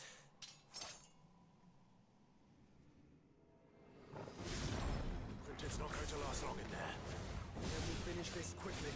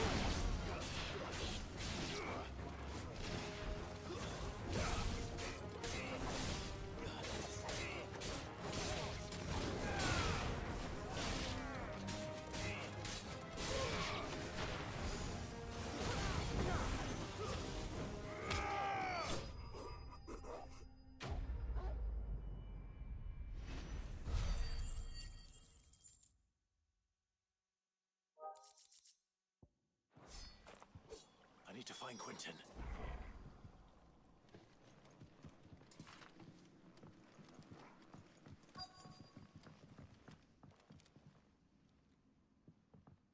Quentin! Quentin! Look at me! Thank the Founder. He hasn't turned. I'm going to get you out of here.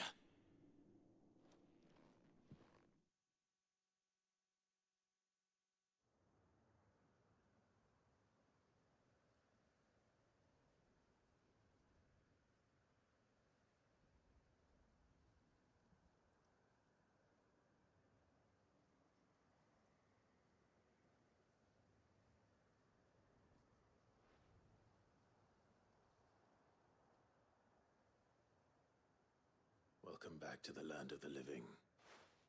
Is Lostwing? The flood has filled the valley. I see. Then all is at an end. A strange way to achieve one's life's ambition. No, Master Quentin. Save your strength. Why?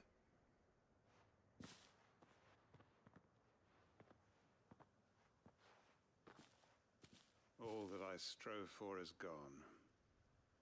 Only emptiness remains. I have nothing left to live for. What the heck are you on about? You've got us, ain't you? Don't try telling me you only freed us so you could get revenge. We're more than that to you, and we all know it. I thought you weren't coming back. But I prayed, and you did. There's got to be a reason for that, right? Can't we just... So long as you... But why would it... Because we're... Yeah, lost. It was. We can start again. Build a new Lost Wing, right here in the Bales.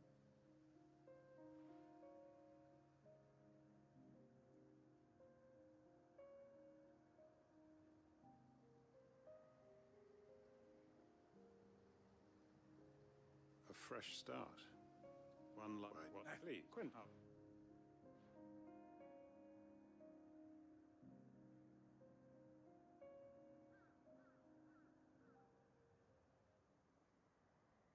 Permit me to withdraw my request. I will... But if...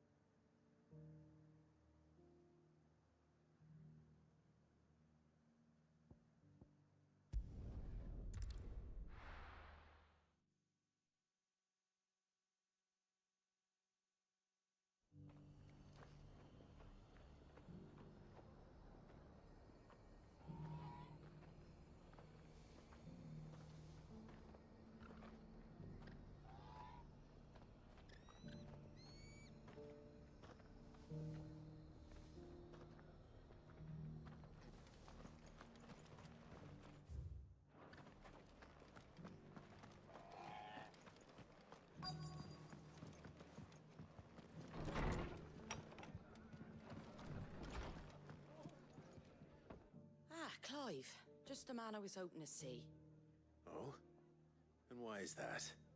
You remember how some of Sir Wade's guardians took up residence here after the Akashic attacked? Well, now the rest have come to join him. Seems their barracks in the Lazarus have been lost to an ether flood. Now, I don't mind having a few more brave boys around to keep them animals at bay. I ain't daft after all. But we ain't got nowhere for 'em to bed down. Poor buggers are having to make do with haylofts and chocobo pens.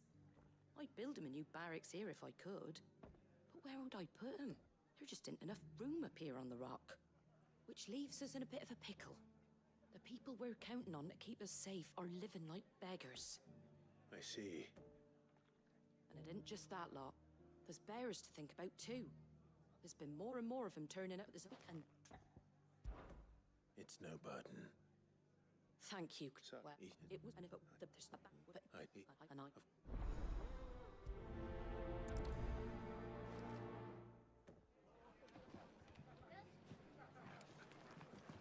Back to Eastpool. Not just yet. Let's hear Wade's plan first.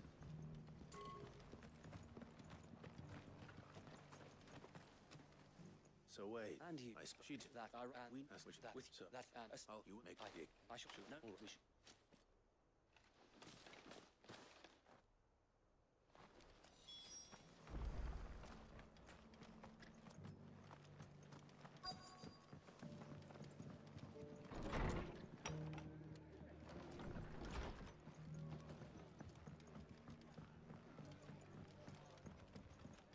My lord Marquis, is that...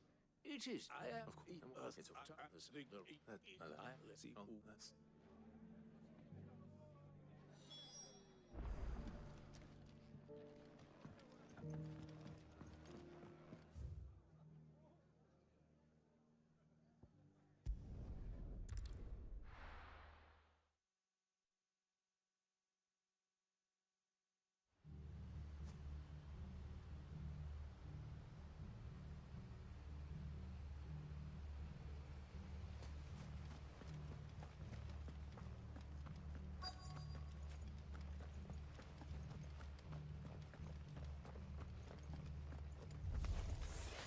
Who the hell are you?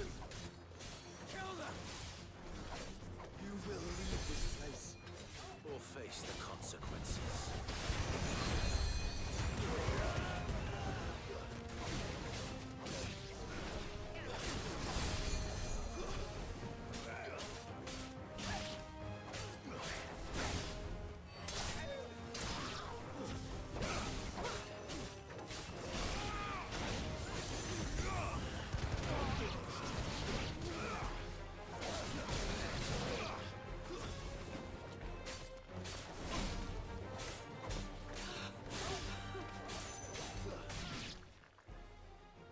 That's the end of that, then.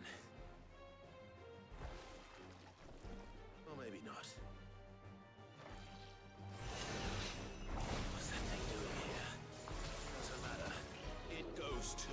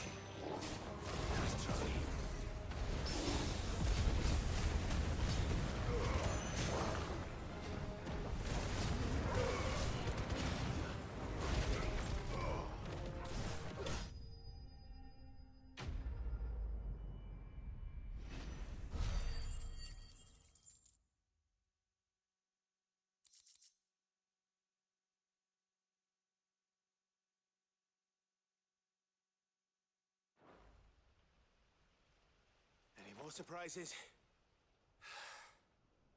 I'll take that as a no.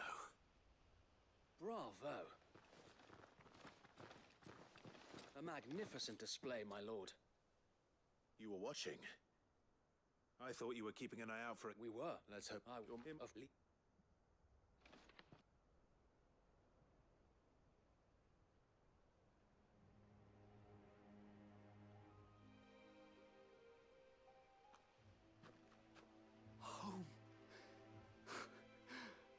without masters?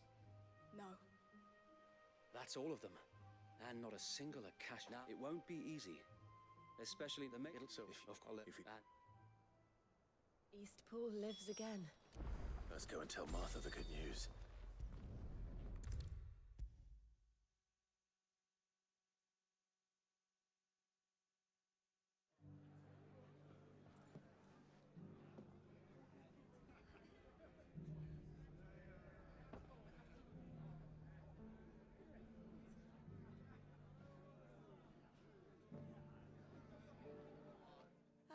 There you are. All went well then. Sir Wade told me you got rid of the bandits while his lot kept an eye out. Nicely done. And what's all this about some shape-shifting nightmare showing up? On second thoughts, don't tell me. It'll only give me nightmares of my own. What matters is you did it. And now we can build our new village. I suppose it will be. What will you call it? What else? Eastpool. Sir Wade said it best. There's plenty bad happened to that place, but that don't undo the good that... Any of the... If it... No.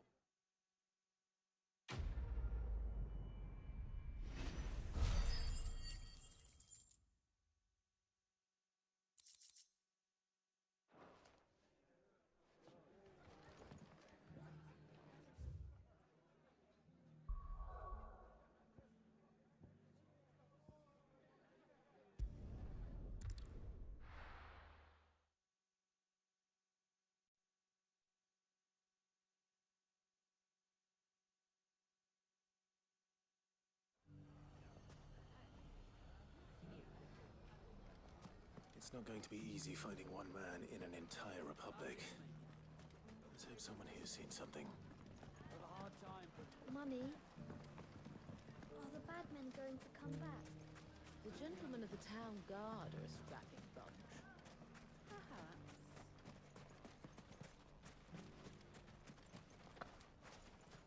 Are you looking for something in particular?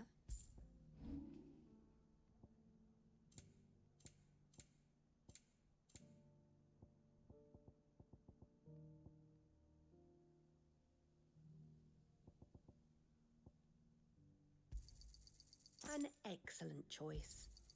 Here you are. An excellent choice. Go with Gilbert.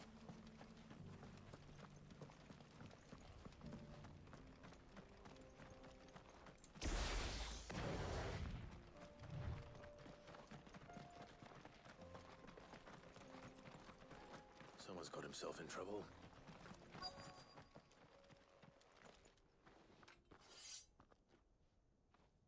I don't see your master here, so you can start by giving us all the... Please! I'll deal with it. You that one's master? Or you... Oh, you... He hasn't had many...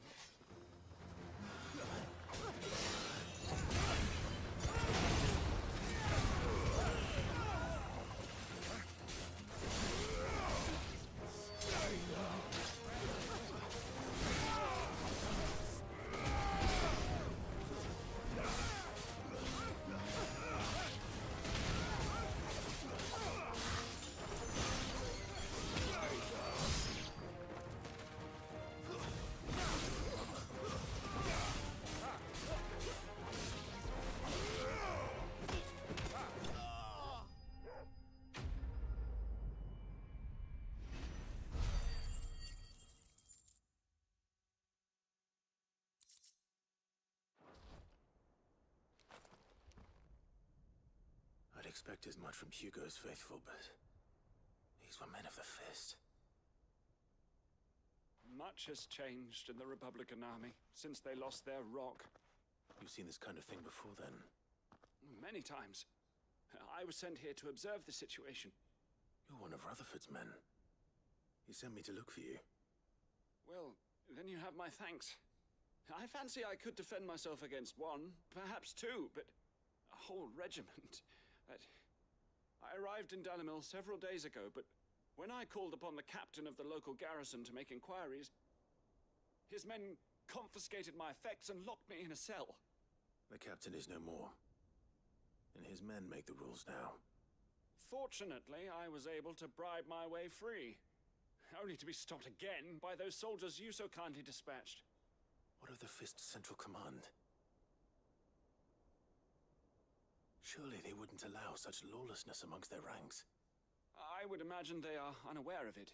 Most of the army has fallen back to the capital and hunkered down behind her walls. Those who weren't recalled now rule the...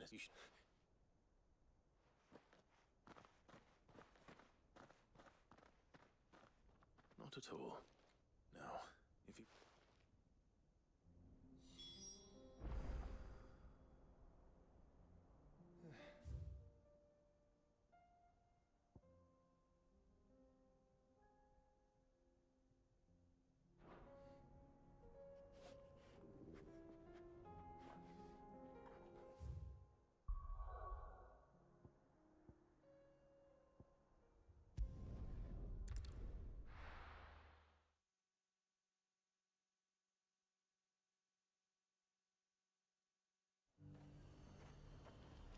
There's a lot of road between here and the capital.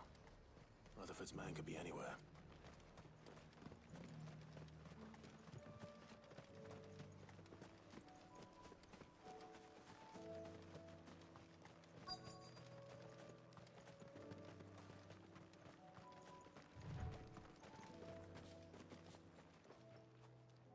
What happened here?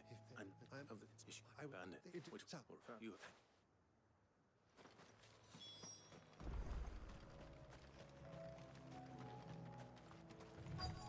They just couldn't resist, could they?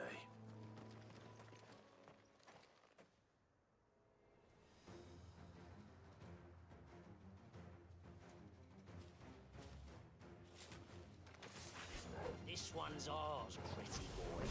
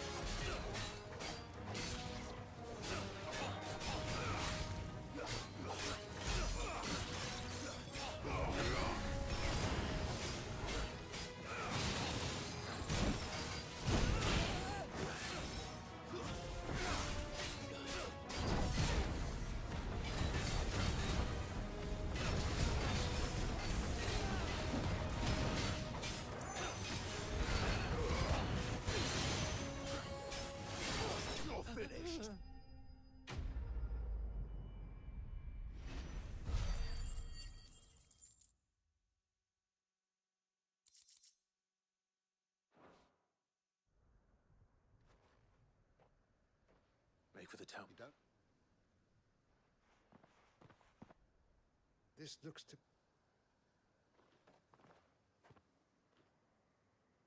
I thought I told you to make for the Vale. And it's just which is more. I will the gather of the when I... Rock. If you... I should... Don't... I should...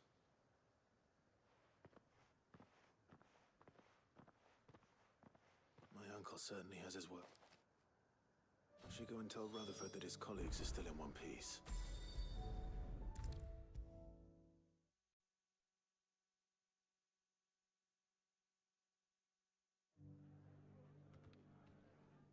I see you're still here. The risk. As it...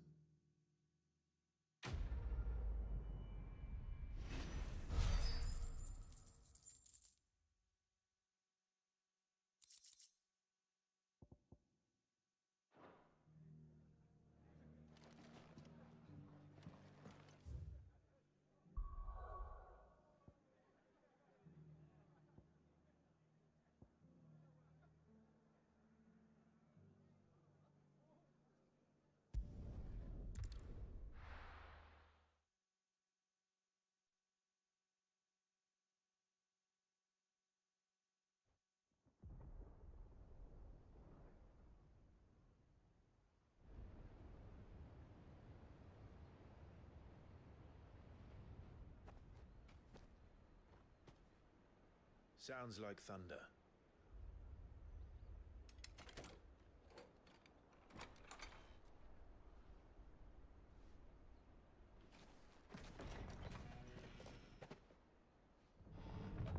You're late. We're starting to think you'd stumbled off a cliff. I seem to recall that was you, Gav. Good to see you. Any trouble on the road? Nothing we couldn't handle. I knew you'd come. Is that who I think it is? Yes. Allow me to introduce my brother, Joshua. Clive's told me all about you. Or even listening most of the time. Name's Midadol, but everyone calls me Mid. My lady. Hey?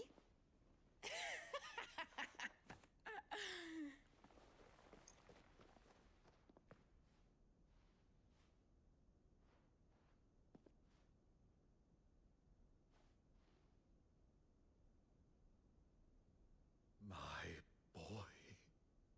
Uncle Byron. It's really you. I never thought I'd see the day.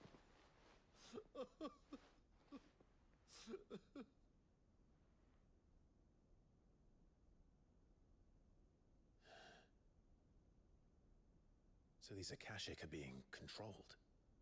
That's what it looked like. Empty eyes, eerie blue glow. No doubt they were turned, but silent as monks, every last one of them. Your man here speaks true, Clive. We saw more than a few in this city. They moved in ranks with a purpose, and not of their own. Ultima's doing. Perhaps. What of the city? The people? Dead, mostly. Mostly, but not all. A handful managed to lock themselves in their villas before the Horde arrived.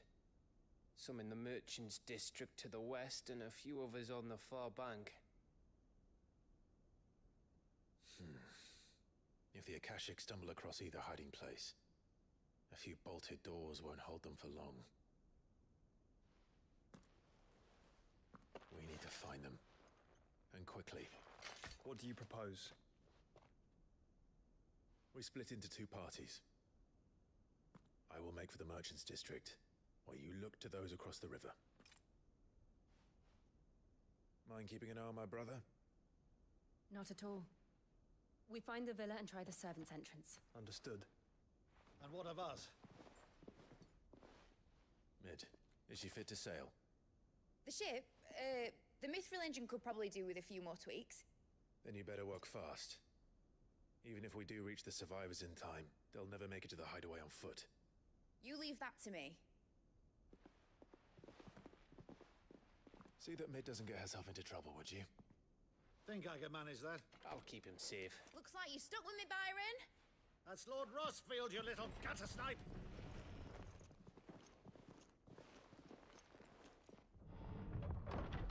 Shall we then? And you keep Clive safe. Be careful. Both of you. You too.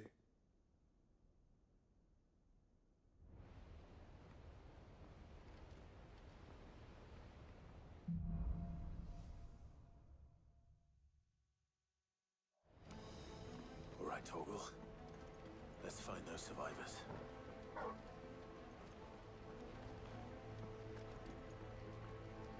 They don't stand a chance against those things.